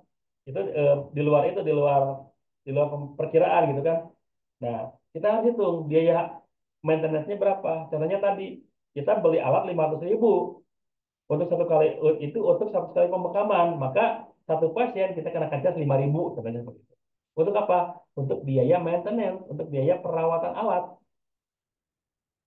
Supaya apa? Supaya nanti ketika kita habis masa pakai alatnya, kita sudah siap lagi beli yang baru. Ya, seperti itu ya. Jadi satu pasien kita kenakan cas saja. Berapa untuk biaya habis pakai dan berapa biaya maintenance alat. Dan jangan lupa biaya-biaya yang lain pun kita hitung. Contohnya kalau kita panggilan. Kalau kita panggilan jangan lupa hitung transportnya. Jangan sampai nanti ditanya, berapa Pak kalau ke rumah saya? Saya ikhlaskan saja Pak. Ya, keikhlasan orang itu relatif ya. Ada yang alhamdulillah keikhlasannya luar biasa gitu ya. Ada juga yang seperti kita-kita gitu, yang keikhlasannya ala kadarnya gitu. Bahkan keikhlasannya adalah yang terkecil yang dia apa? Yang terkecil yang dia punya itu yang dia berikan gitu. Ya, seperti itu. Ya, seperti itu ya. Makanya kita harus berani negosiasi terkait dengan transport gitu. Jangan sampai kita bisa berangkat tidak bisa pulang gitu. Seperti itu. Pak, kalau saya mau dipanggil ke tempat Bapak, ini transportnya habis 50.000 Pak ya. Bolak-balik 50.000 habis. Nanti untuk biaya habis pakainya sama biaya biaya perawatannya, perawatan alatnya itu habisnya 20.000 Pak. Nah kalau mau masalah ini, masalah impaknya, masalah jasa terapinya, silakan itu nanti sesuaikan saja dengan kemampuan Bapak seperti itu. Itu lebih bagus seperti itu. Jadi ada akad di awal gitu ya. Jadi jangan sampai ketika kita datang, berapa Pak? Saya ikhlaskan saja, cuma ngasih 20.000, padahal kita angkot sudah 50.000 kan takor. Ya. Bukannya ikhlas kitanya tidak akan jadi ikhlas itu, kalau seperti itu. Makanya mau menentukan tarif di awal juga itu adalah bagian dari akad supaya si yang mau apa yang menerima jasa kita ikhlas, kita pun yang menterapi ikhlas. Kalau sudah sama-sama ikhlas, insya Allah akan mempermudah proses penyembuhan. Ya, seperti itu ya. Jadi manajemen cost control juga harus kita atur. Jangan sampai kita nantinya malah tidak bisa melakukan aktivitas lagi karena kita salah manajemen. Oke. Oh, setelah dimanage dengan baik, ternyata alhamdulillah nih profit. Tapi kitanya terganggu. Kita tidak punya waktu dengan keluarga, kita tidak bisa mengatur jadwal ibadah kita. Nah, untuk yang ini kita bantu dengan yang namanya sistem. Kita bangun sistemnya. Jadi sistem kerja kita seperti apa? Oh, supaya tidak mengganggu aktivitas dengan keluarga, supaya tidak mengganggu aktivitas ibadah kita, kita bangun sistemnya. Jadi saya itu hanya menerima panggilan dari kalau pagi jam 9 sampai jam 11. Jam 12 mohon maaf saya belum bisa menerima panggilan dulu karena mau sholat dulu. Baru setelah itu jam 1 sampai jam 5 baru saya menerima panggilan lagi. Malam saya mau istirahat sama keluarga. Ya. Dan hari-hari tertentu saya libur, mohon maaf tidak melakukan terapi. Itu lebih bagus. Ya. Pertama, kitanya jadi punya apa namanya punya keleluasaan waktu. Yang kedua, kita pun dianggap oleh pasien kita seolah sebagai apa terapis yang profesional. Oh, di hari-hari tersebut si A ini libur. Oh, di jam-jam tersebut si A ini tidak bisa melakukan aktivitas gitu. Karena ada waktu-waktu yang memang berhubungan dengan keluarganya, dengan privasinya gitu. Ya. Makanya bangun sistemnya supaya kita sendiri pun tidak sampai keteteran. Karena saya banyak sekali melihat ya terapis-terapis yang penghasilannya luar biasa, tapi keluarganya seolah-olah apa namanya keluarganya seolah-olah terabaikan gitu, tidak punya waktu dengan keluarga. Padahal penghasilannya luar biasa, ngasih nafkah ke istrinya luar biasa, ya. Cuma tadi ketika anaknya butuh perhatian dia nggak bisa karena terus-terusan keliling, panggil sana, panggil sini, panggil sana, panggil sini. Harusnya punya prioritas, prioritasnya mau apa? Keluarga prioritasnya oke. Jadi gunakan si aktivitas kita sebagai pemenuh kebutuhan keluarga. Harusnya seperti itu. Karena yang dibutuhkan oleh keluarga kita itu bukan cuma materi saja, tapi ada yang lebih dari itu. Tidak sedikit kan orang yang kelihatannya hidupnya pas-pasan gitu ya, tapi sangat kelihatan bahagia, bersyukurnya luar biasa. Ya memang karena memang dalam hidup itu bukan cuma melulu materi gitu. Nah, makanya kita bangun sistem supaya kita pun bisa mengatur hubungan kita dengan keluarga kita nantinya. Ya. Nah, inilah step by step manajemen gitu ya, yang perlu kita lakukan sebagai seorang terapis timbun nabawi. Maka kalau sudah seperti ini, insya Allah akan ada autopilot. Apalagi kalau yang punya klinik itu lebih lebih enak dalam mengurus manajemennya karena dia nantinya bisa mempunyai karyawan nantinya gitu. Ya.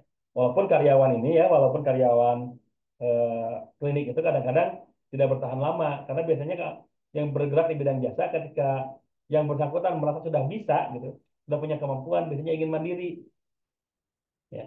Dan akhirnya kita harus melatih lagi, melatih lagi, melatih lagi. Makanya kita harus punya sistem supaya apa? Supaya tidak kita yang melatih lagi, melatih lagi, melatih lagi, tapi pasien apa si karyawan kita yang saling memberikan pelatihan, saling mengupgrade gitu. Ada seniornya, ada juniornya gitu. Jadi senior senior itu bukan karena apa-apa. Ini ya karena bisa memberikan upgrading. Soalnya nanti ada peluang baik yang junior ataupun yang senior itu akan meninggalkan kita nantinya. Karena punya kehidupan sendiri nantinya. Ya, makanya kita perlu upgrade gitu. Nah, inilah manajemen klinik Hatra yang saya terapkan dan alhamdulillah dengan ini saya melaksanakan aktivitas rutin seperti biasa, tidak terganggu ibadahnya dan tidak terganggu juga aktivitas dengan keluarganya alhamdulillah. Ya. Seperti sekarang, saya melaksanakan Zoom itu di malam hari. Kenapa? Karena kalau siang hari memang digunakan untuk buka klinik. Kalau malam memang tidak digunakan untuk menerima pasien. Ya. Malam itu tutup. Saya itu dari maghrib udah tutup. Menjelang maghrib sudah tutup. Gitu ya, udah tidak menerima pasien lagi. Gitu. Nah, untuk legalitas, ini diatur dalam PP 103 tahun 2014 dan Permenkes nomor 61 tahun 2016. Ya, yang formal. Kalau yang legalitas non formal itu pengakuan empiris dari masyarakat. Tapi kalau yang formal itu diatur dari PP ya, PP 103 2014 dan Permenkes nomor 61 tahun 2016. Namanya Surat Terdaftar Penyiar Tradisional. Dan alhamdulillah kalau klinik kami sudah dari tahun 2014 kita sudah punya apa namanya sudah punya STPT, dan yang tahun ini sudah habis apa yang sekarang itu habis tahun 2025 dan insya Allah akan diperpanjang lagi nantinya. Ya. Jadi legalitas formal harus kita punyai. Nah, alurnya ini alur dasar ya, alur standar dulu ya yang kita perlu lakukan. Pertama, kita harus punya KTP aktif. Iya, ingat harus punya KTP aktif. Kemudian pas foto 3x4. Ini mohon maaf Pak Sabir, jangan coret-coret ya, kasihan yang lain mungkin ada yang lagi screenshot. Ya. Gunakan pas foto asli ya. Kemudian selanjutnya izin tetangga diketahui RT RW, KD, kelurahan sampai camat. Jadi ketika kita akan membuka klinik nantinya, karena yang mengurus STPT itu harus klinik, ya, harus yang membuka klinik. Kalau memang belum membuka klinik, kalau masih panggilan, tidak harus punya STPT. Tidak ada kewajiban yang masih panggilan, yang masih home care itu punya STPT, tidak ada keharusan. Ya. Kalau kecuali kalau sudah punya klinik, sudah pasang pelang, maka itu memang ada kewajiban untuk membuat STPT. Ya. Maka ketika kita akan membuat STPT, salah satunya adalah ini, izin tetangga diketahui RT RW, KD, satu lurah, dan camat. Sampai ke tingkat camat loh ya. Jadi mengetahuinya sampai tingkat camat. Setelah itu, surat keterangan domisili dari desa atau kelurahan. Jadi, misalkan saya KTP-nya misalkan KTP luar kota, ingin melakukan membuat klinik di kota lain. Bisa, bisa. Yang penting ada apa? Ada surat keterangan domisili dari pemerintah setempat gitu. Bahwa si fulan itu benar domisilinya di sini gitu. Ya. Walaupun KTP saya luar kota, karena kan sekarang untuk ngurus KTP agak sulit ya sekarang ya. Apalagi KTP-nya seumur hidup, kadang-kadang orang-orang malas malas mengurus perubahan domisilinya gitu. Nah, berarti ini disiasati dengan ini, dengan adanya surat keterangan domisili. Jadi ketika nanti ingin buka praktik di tempat lain, itu bisa menggunakan surat domisili dari desa atau kelurahan tempat. Nah, itu rekomendasi dari puskesmas, ya. Rekomendasi dari puskesmas itu penting, ya. Rekomendasi dari puskesmas itu penting. Nah, supaya bisa mendapatkan rekomendasi dari puskesmas, nanti puskesmas akan survei ke tempat kita. Dilihat peralatannya memungkinkan atau tidak, layak atau tidak peralatannya, tempatnya layak atau tidak. Dan kelayakan tempat itu ada syaratnya. Yang pertama minimal. Minimal punya dua ruangan. Satu ruang tunggu berukuran 3x4. Yang satunya lagi ruang praktek berukuran minimal 3x3. Ya. Jadi minimal punya dua ruangan. Jadi tidak bisa begitu masuk langsung ke ruangan praktek, tidak bisa. Harus ada ruang tunggu dulu. Ya. Dan yang kedua, tidak boleh menyatu dengan ruang tinggal, dengan rumah tinggal. Jadi walaupun misalkan kita di rumah, maka tempat prakteknya harus tempat khusus yang disekat lah minimal. Tidak menyatu dengan tempat tinggal, pintunya terpisah gitu. Jadi tidak masuk ke ruangan tempat tempat utama tinggal kita gitu. Ruangannya terpisah. Penerangannya, pencahayaannya ya gitu ya. Terus sirkulasi udaranya juga dicek. Dan kemudian ada nggak tempat sterilisasi, minimal ada wastafel untuk cuci alatnya di situ. Karena cuci alat itu tidak boleh di dapur kita gitu, di dapur yang menyatu dengan tempat cuci perabotan rumah tangga itu tidak boleh cuci kop itu. Ya. Dan yang lainnya nanti ada pertanyaan-pertanyaan dari pihak puskesmas untuk memberikan rekomendasi. Ya, seperti itu. Nah, makanya ini dibutuhkan nantinya ketika kita akan mendapatkan STPT. Untuk mengurus STPT itu syaratnya ini. Ya. Dan yang berikutnya yang tidak kalah penting adalah rekomendasi asosiasi atau surat keterangan magang. Jadi ada dua yang bisa kita lakukan. Bisa melalui asosiasi, bisa melalui surat keterangan magang. Nah, kalau asosiasi sudah jelas ya, di Indonesia ada beberapa asosiasi yang bisa mengeluarkan rekomendasi untuk pembuatan STPT. Untuk bekam ya, ada PBI, ada P4KTI, ada PGRJ, ya. PBI Perkumpulan Bekam Indonesia, P4KTI Perkumpulan Penyehat Kop Tradisional Indonesia, ya. Kemudian PGRJ Perkumpulan Gusmus Raksa Jasad. Ya. Itu tiga di Indonesia yang bisa memberikan rekomendasi bekam. Yang lainnya belum, ya. Yang lainnya belum. Nah, kalau menggunakan surat keterangan magang, itu bisa dikeluarkan oleh klinik Hatra yang sudah beroperasi lebih dari 5 tahun, ber-STPT minimal 2 kali perpanjangan. Kalau saya dari tahun 2014, berarti sudah 3 kali perpanjangan ya, 4 kali perpanjangan bahkan. Ya. Nah itu yang bisa mengeluarkan surat keterangan magang. Jadi surat keterangan magang hanya bisa diberikan oleh eh, klinik Hatra, penyiar tradisional yang sudah ber-STPT minimal 3 kali perpanjangan. Jadi sudah lebih dari 5 tahun. Karena STPT itu cuma berlaku 2 tahun ya. STPT cuma berlaku 2 tahun. Nah, terus kalau bagaimana kalau ingin mendapatkan surat keterangan magang dari saya? Selain mau surat keterangan magang dari tempat kami, harus mengikuti kelas reguler. Tidak tidak yang 2 hari atau apalagi yang cuma 1 hari. Itu tidak bisa kami berikan.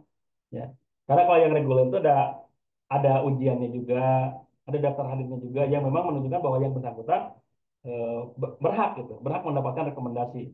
Tapi kalau seperti ini kan kita tidak tahu ya, tidak tahu. Karena tidak ada ujiannya, tidak ada daftar hadirnya juga gitu. Tapi yang paling penting, ini yang paling penting nih, sebelum minta surat rekomendasi ke siapapun, tanya dulu ke dinas kesehatan di tempatnya, persyaratannya apa saja. Karena ini adalah, yang ini persyaratan dasar ya. Di beberapa tempat memang ada perbedaan. Di beberapa tempat ada perbedaan. Ada yang minta IMB, izin mendirikan bangunan. Ada yang meminta NPWP. Kemudian ada yang meminta pendampingan dari apa namanya dari penyihat konvensional, baik itu perawat, bidan ataupun dokter.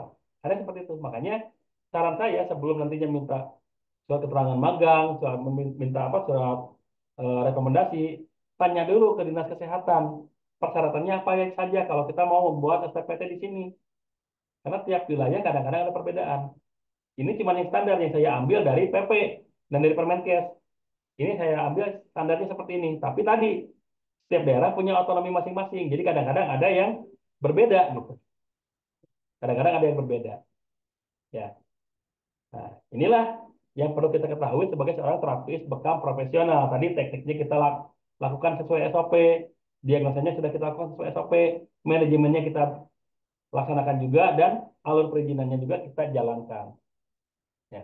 Jadi seperti itu ya. Eh, alur pembuatan apa tutorial kita menjadi seorang pembekam profesional. Nah, sekarang saya mulai masuk ke pertanyaan. Ini sudah ada beberapa yang masuk ke kolom chat. Saya mulai jawab saja ya. Mudah-mudahan bisa terjawab semuanya.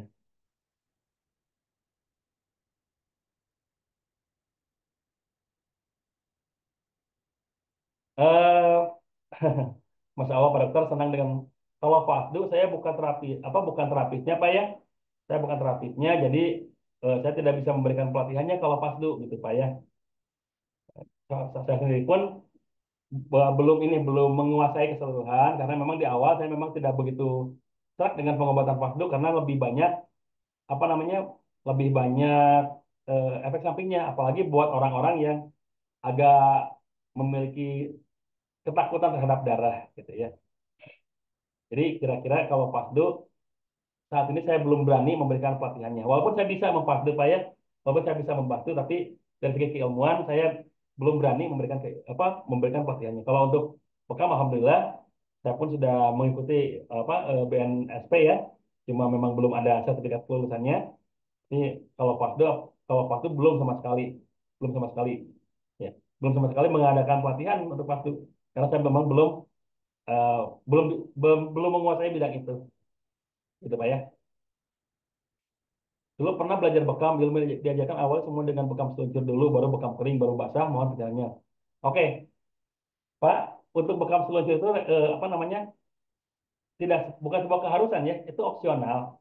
Mau dilakukan bekam seluncur dulu bagus, tidak pun tidak apa-apa. Jadi fungsi bekam seluncur itu adalah untuk merelaksasi otot-otot, Pak. Pertama, untuk merelaksasi otot-otot. Nah, kalau kita bisa pijat, alangkah lebih baiknya justru dipijat dulu, Pak. Ya, alangkah lebih bagusnya dipijat. Apalagi pijatannya sesuai dengan ini ya, sesuai dengan apa sesuai dengan anatomi gitu, sesuai dengan keilmuannya itu lebih bagus gitu. Jadi tidak harus bekam seluncur dulu. Tapi kalau misalkan saya nggak bisa pijat, kalau merelaksasinya dengan seluncur boleh, ya boleh saja. Yang benar bekam setelah seluncur dibekam kering kan itu pengisapan awal ya, baru dikeluarkan lukanya, betul seperti itu. Ya, cuma tadi yang dipermasalahan adalah awalnya dengan bekam seluncur itu tidak harus ya Pak ya. Kalau kita bisa pijat itu tidak harus. Ya.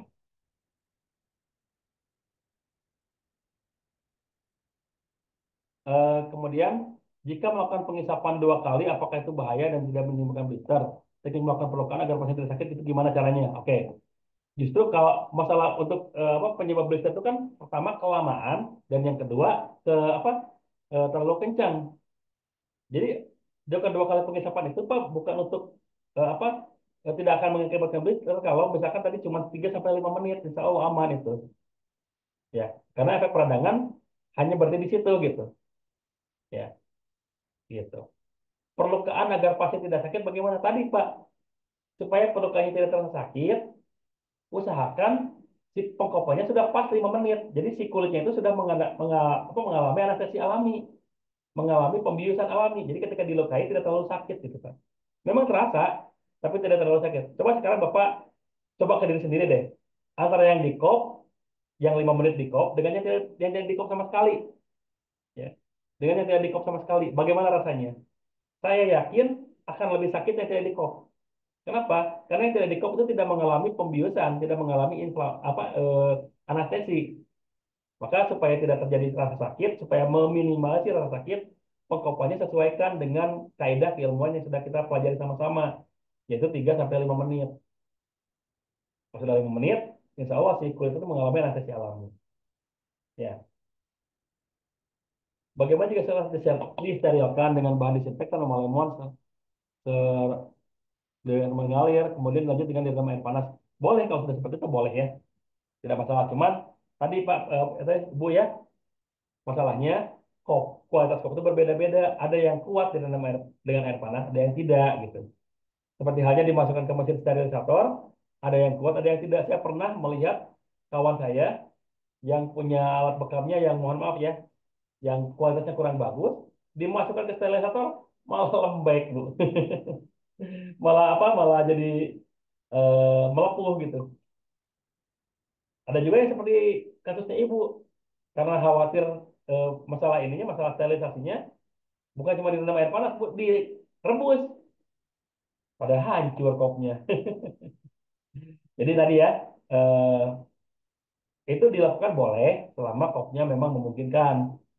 Tapi kalau memang kopnya yang mohon maaf ya kualitasnya kurang bagus, ya dengan sterilisasi tadi, insya Allah sudah aman seperti itu. Ya, kebanyakan pasien yang selesai saya bekam katanya perasaan enteng, ringan dan bawahnya mau tidur ya, boleh Bu ya. Karena memang wajar. Wajar kalau misalkan mau tidur itu wajar. Kenapa? Karena tadi setelah dibekam itu energi kita banyak keluar untuk membentuk darah baru untuk recovery. Jadi kalau bawaannya ngantuk wajar gitu. Suruh istirahat aja. Justru memang bagusnya istirahat. Jadi recovery-nya lebih maksimal, pembentukan darah barunya lebih maksimal ketika istirahat. Jangan setelah dibekam langsung futsal. Jangan setelah dibekam langsung lari-larian. Jangan. Ya, gitu ya.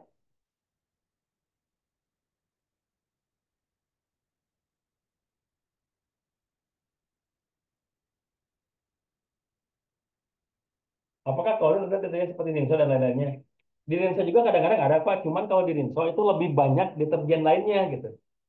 Ini terlalu banyak busa, jadi akhirnya malah merusak kopnya. Karena kandungan deterjennya lebih besar gitu Pak. Ya, makanya lebih cukup dengan apa kalau kami menyarankan dengan apa dengan pemutih gitu. Gitu ya Pak Suhardian ya. Bukan berarti tidak ada di apa di deterjen, bukan berarti tidak ada. Ada kandungan klorin cuma tidak terlalu besar dan lebih banyak deterjennya gitu. Dan kalau seperti itu apa, diberikan ke kop, khawatirnya malah merusak kopnya. Pernah soalnya ada kawan saya yang melakukan itu Pak ya, menggunakan rinso gitu, menggunakan soklin gitu ya, yang banyak deterjen direndam dengan itu, tidak lama kemudian si pasiennya malah gatal gitu karena mungkin ada bagian-bagian kop yang malah menjadikan iritasi gitu. Ya, waktu waktu yang baik untuk berbekam kapan? Kemarin sudah dibahas ya, waktu terbaik berbekam itu pertama, kalau melihat dari hari, Itu sesuai dengan sunnah Rasul tanggal 17, 19, 21 di bulan Hijriah, ya, di bulan Hijriah. Jadi tanggal 17, 19, 21 di bulan Hijriah itu eh, tanggal terbaik berbekam, tanggal sunnah berbekam. Kenapa? Karena pada tanggal-tanggal tersebut seluruh cairan di muka bumi termasuk darah sedang bergejolak, dipengaruhi oleh gravitasi bulan. Makanya ketika tanggal seperti itu eh, apa namanya? Bisa membuat si toksin terangkat ke atas. Ya, seperti itu. Jadi tanggal tanggal terbaik berkamu tanggal 17, 19, 21. Dan yang kedua waktunya bagusnya di siang antara zuhur sampai asar. Karena di waktu saat tubuh kita sedang panas gitu. Dan jangan dilakukan pada malam hari setelah jam 10 malam. Karena itu bisa mengakibatkan jantung kita kolaps. Itu sudah dijelaskan kemarin ya. Apakah pada saat pengonsumsi minyak herbal boleh disertai sedikit pijatan? Bolehkah cairan klorin buat banyak untuk stok pencarian kop? Yang pertama, waktu pengonsumsi minyak herbal dengan pijatan bagus, Bu. Ya, bagus itu sangat bagus. Kalau memang bisa dan membuat nyaman itu lebih bagus.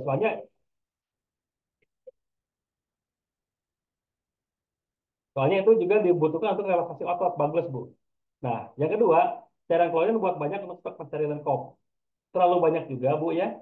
Khawatirnya nanti keburu berubah warna karena 2 sampai 3 hari saja si cairan klorin disimpan, didiamkan, itu bisa berubah bau, bisa berubah warna. Jadi kalau misalkan bikin banyak tapi tidak terlalu lama penyimpanannya itu masih masih boleh. Tapi kalau misalkan bikin banyak untuk penyimpanan lama 10 hari lebih gitu ya, itu bahaya. Nanti sudah berubah warna, sudah berubah aroma, itu sudah bukan lagi cairan yang steril, tapi sudah justru ada cairan yang bisa ini yang mengandung kuman nantinya. Itu Bu ya. Jadi sebaik saran saya sih bikin cukup sampai 2 sampai 3 hari saja ya. Atau untuk perendamannya mungkin untuk maksimal 5 kali perendaman gitu ya. Jadi ini masih masih bagus nih. Rendam lagi besoknya atau nanti bakal rendam lagi. Oh masih bagus. Setelah 5 kali udah harus ganti Bu. Gitu ya. Gitu. Misalnya kita ada panggilan bekam Pak yang di bekamnya lebih dari 2 orang misalnya. Nah itu cara mencarikan dia biar lebih cepat gimana? Nah makanya seorang terapis bekam itu ya, seorang terapis bekam itu setidaknya dia bawa alat sterilisasi sendiri. Klorinnya bawa sendiri gitu ya. Alkoholnya bawa sendiri, sabun disinfektannya bawa sendiri, bahkan si apa namanya si sabutnya untuk mencucinya bawa sendiri. Jadi ketika kita membekam 2 orang, yang satu ini kita sudah siapkan cairan klorin untuk merendam. Itu yang kami lakukan ketika kita diundang ke tempat lain. Kalau misalkan yang pasiennya itu banyak gitu ya, lebih dari 2 orang, bahkan lebih dari 10 orang gitu ya, kita sudah siapkan cairan klorinnya. Jadi kita akan membekam ini selesai rendam ke cairan klorin. Begitu kita selesai membekap, ini sterilkan lagi.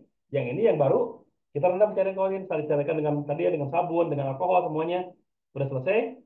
Nah, kan cukup dikeringkan ya, dikeringkan lagi. Nah, setelah itu kita pakai yang ini lagi. Sudah selesai kan? Jadi ketika kita membekap kan udah 15 menit tuh ini. Ini yang di apa yang di rendam. Jadi seperti itu, Pak. Jadi usahakan seorang terapis bekam itu bawa alat steril, bukan alat ya, tapi bahan sterilisasi sendiri. Kalau alatnya boleh dari si yang punya rumah gitu boleh. Cuman kita punya bawa bahannya sendiri. Tadi klorinnya kita bawa, sabunnya kita bawa, alkoholnya kita bawa, bahkan tadi sabutnya untuk mencucinya kita bawa sendiri. Gitu ya. ABMI Asosiasi Bekam Medis Indonesia apakah masuk bisa bentuk rekomendasi? Sejauh ini belum Pak. Ya, sejauh ini belum. Bahkan apa namanya? Perkumpulan Dokter Bekam Indonesia ya, itu pun belum ya, itu pun belum. Jadi sejauh ini ya, baru 3 itu saja. PBI, eh, P4KTI, dan PGRJ yang bisa memberikan rekomendasi bekam. Sejauh ini saya ketahui baru baru 3 itu saja, belum ada penambahan baru. Ya, seperti itu. Pembekaman sebaiknya posisi pasien duduk atau tengkurap. Nah, ini sering ditanyakan ya. Jadi pembekaman itu sebaiknya senyamannya pasien, Bu. Kalau memang pasiennya lebih nyaman tengkurap supaya dia bisa tertidur, lebih bagus. Pasiennya lebih nyaman duduk karena kalau tengkurap dia agak sesak, itu pun lebih bagus. Jadi disesuaikan saja dengan kenyamanan pasiennya. Kalau memang pasiennya lebih nyaman duduk, silakan duduk. Kalau memang pasiennya nyaman tengkurap, silakan tengkurap gitu. Dan dua-duanya pun punya plus minusnya, ya punya plus minus masing-masing. Tapi tidak terlalu signifikan. Kedua-duanya pun justru memiliki khasiat yang jauh lebih besar dibanding dibanding minusnya tadi gitu. Ya makanya kalau pertanyaannya lebih baik mana posisi duduk atau tengkurap, kedua-duanya pun baik selama pasiennya nyaman.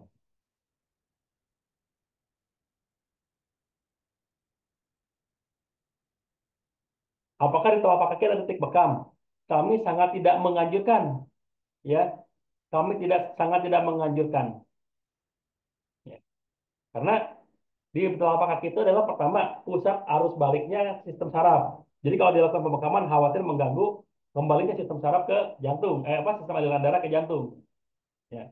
Yang kedua, telapak kaki itu adalah bagian paling kotor di tubuh kita, yang paling sering kena kotoran, yang paling sering kena bakteri, kena virus ya.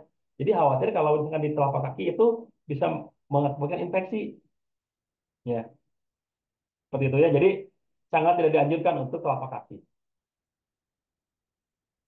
Bagaimana kita bisa menentukan kombinasi bekam basah dan kering saat bersamaan? Ya, disesuaikan saja Bu ya, disesuaikan saja. Contohnya gini, eh, apa namanya? Contohnya seperti ini. Kita membekam 8 titik misalkan. Karena kondisinya tidak memungkinkan semuanya kita bekam basah, karena kondisinya juga lemah gitu ya. Mungkin yang kita keluarkan darahnya cuma 3 titik saja, yang limanya kita bekam kering. Seperti itu saja gitu ya. Jadi yang menentukan kombinasi bekam basah dan keringnya itu ya kita sendiri sebagai seorang terapis. Kalau misalkan kita membekam 7 titik, tapi karena ini tidak memungkinkan dikeluarkan darahnya, sudah bekam kering semua tidak apa-apa. Jadi tadi pembekaman bekam basah itu, bekam yang keluar darahnya itu akan membuat tensi darah naik dulu, akan membuat suhu tubuh naik dulu pada saat pembentukan darah baru. Nah, kalau dikhawatirkan pada saat pembentukan darah baru ini si pasiennya justru akan lebih lemah, sebaiknya kita jangan lakukan pembekaman basah, cukup bekam kering saja, gitu ya. Izin tanya bagaimana cara cek apakah klinik tersebut terdaftar STPT atau legal. Contoh semisal orang mengikuti sertifikasi Kemenaker, orang tersebut bisa cek melalui website seperti teman ketiga. Terima kasih. Oke. Kalau ini bisa dicek di DPM PTSP, Dinas Penanaman Modal Terpadu Satu Pintu ya. Itu bisa dicek di situ, Pak. Ya, bisa dicek di situ. Seperti itu ya. Jadi memang ada setiap setiap kabupaten kota punya gitu, punya database di situ di DPM PTSP. Ya. Seperti kalau misalnya Bapak cari Rumah Sakit Hijama Kabupaten Bandung Barat, itu insya Allah keluar. Ya insya Allah keluar.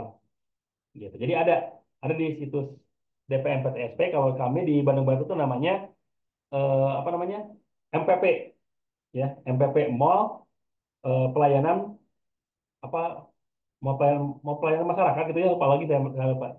Cuman ada di di situsnya DPM PTSP ya seperti itu. Untuk penyakit kulit seperti jamur nggak boleh dibekam kalau panu atau hapur di daerah punggung itu apa boleh dibekam? Jangan di pas yang ada jamurnya Pak ya jangan di pas yang ada jamurnya. Soalnya kalau pas ada jamurnya tadi bisa mengakibatkan jamurnya masuk ke dalam kulit. Jadi hindari yang ada itu. Soalnya kan kalau tidak pasti ada di bagian itu yang tidak ada jamurnya pasti ada. Nah, bekam saja di situ. Gitu Pak ya. Oke. Untuk kejantanan dan program hamil itu di mana tadi sudah disampaikan ya di alkiton, alwarik dan 3 jari di sekitar kiri kanan pusar. Dan jangan tadi ya. Nanti kalau untuk lebih jelasnya di review saja. Pembakaman di area kepala itu berapa menit? Sama ya. Pembakaman di area kepala sama 3 sampai 5 menit untuk awal, kemudian pelukan 3 sampai 5 menit dan untuk terakhir untuk pengeluaran plasma 3 sampai 5 menit juga. Sama ya. Kalau dibekam darahnya banyak berbusa kenapa? Nah, ini banyak yang ditanyakan ya. Banyak yang ditanyakan dan banyak yang terjebak dalam mitos. Ya, mohon maaf izin minum dulu ya.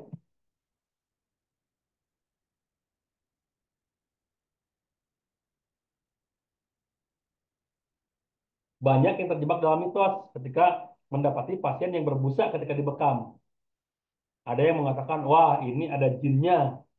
Karena apa? Karena jin itu terbuat dari api dan darah terbuat dari air. Maka ketika dikeluarkan apinya itu membuat darahnya bergejolak. Itu memang bisa saja terjadi, cuma belum bisa dipastikan.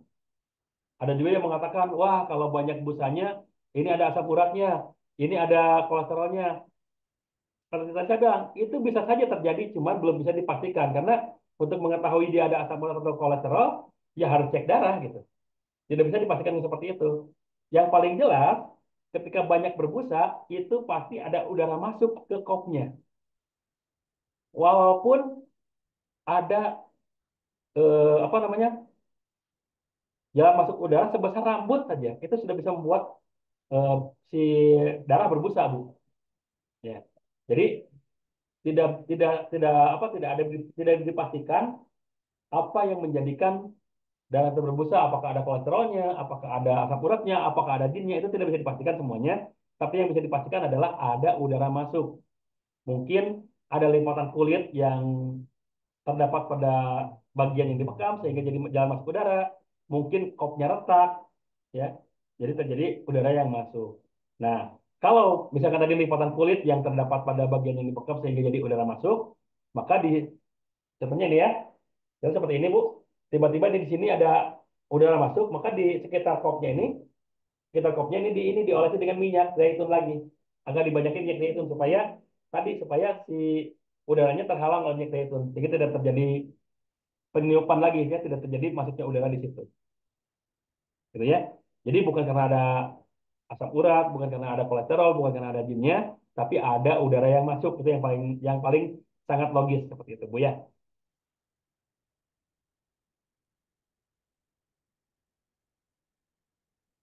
Kemarin saya didatangi seorang, beliau mau dibekam. Saya tanya, beliau sudah di kemoterapi akibat kanker payudara.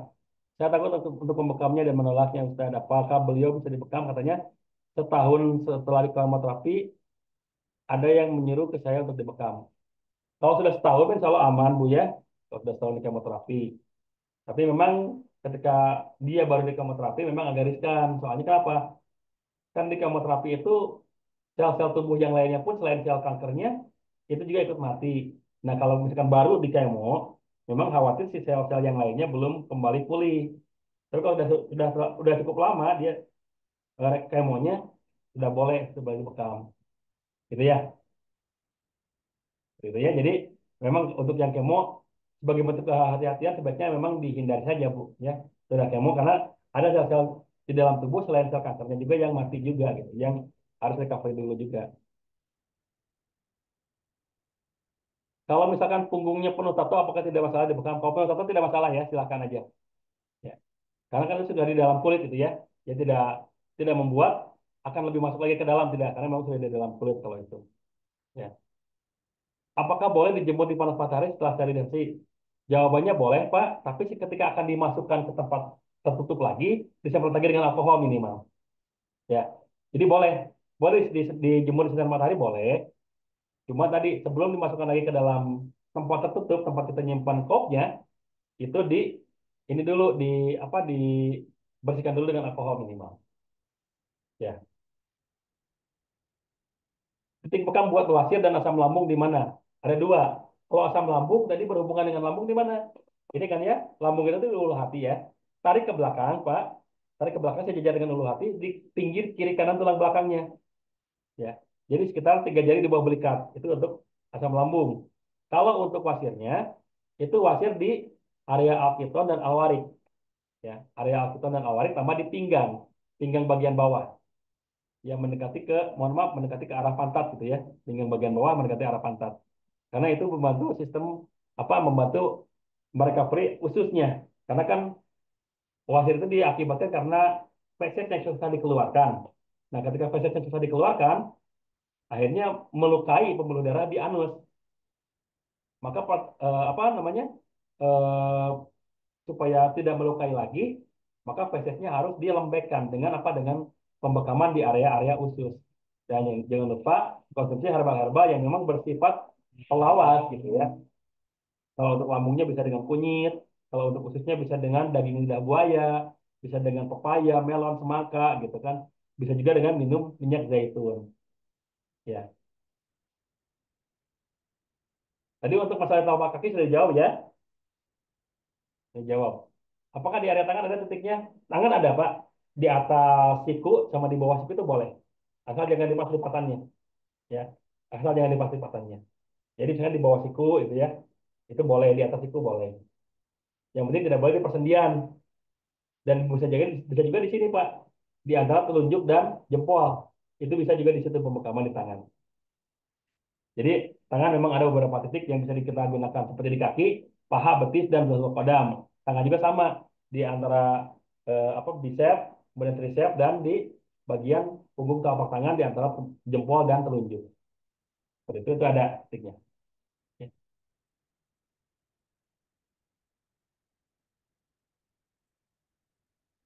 Di Lembang, Bandung Barat, sekali lagi Pak ya, saya sarankan tanyakan dulu ke ini ke dinas apa ke puskesmas terdekat.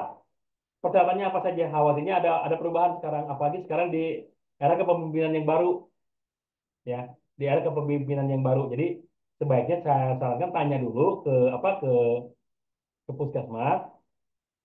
Jadi apa namanya itu bisa membantu nanti rekomendasi seperti apa, gitu ya.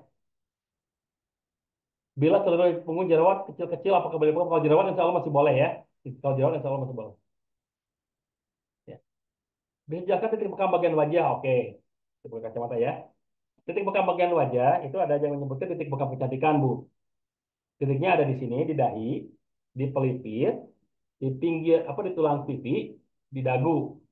Nah, itu titik bekamnya ya. Di dahi, di pelipis, di tulang pipi dan di dagu. Cuma pembekamannya saya sarankan jangan langsung keseluruhan. Di sini, di sini, di sini, di sini sekaligus. Jangan, karena nanti akan menemukan bekas luka yang cukup banyak. Bukan malah kelihatan cantik ya, kan bekam di wajah itu bukan kecantikan ya. Bukan malah kelihatan cantik, malah kelihatan banyak luka gitu. Ya, itu yang pertama. Dan yang kedua, teknik pembekamannya pun tidak seperti di punggung. Kalau di punggung kan 3 sampai 5 menit ya.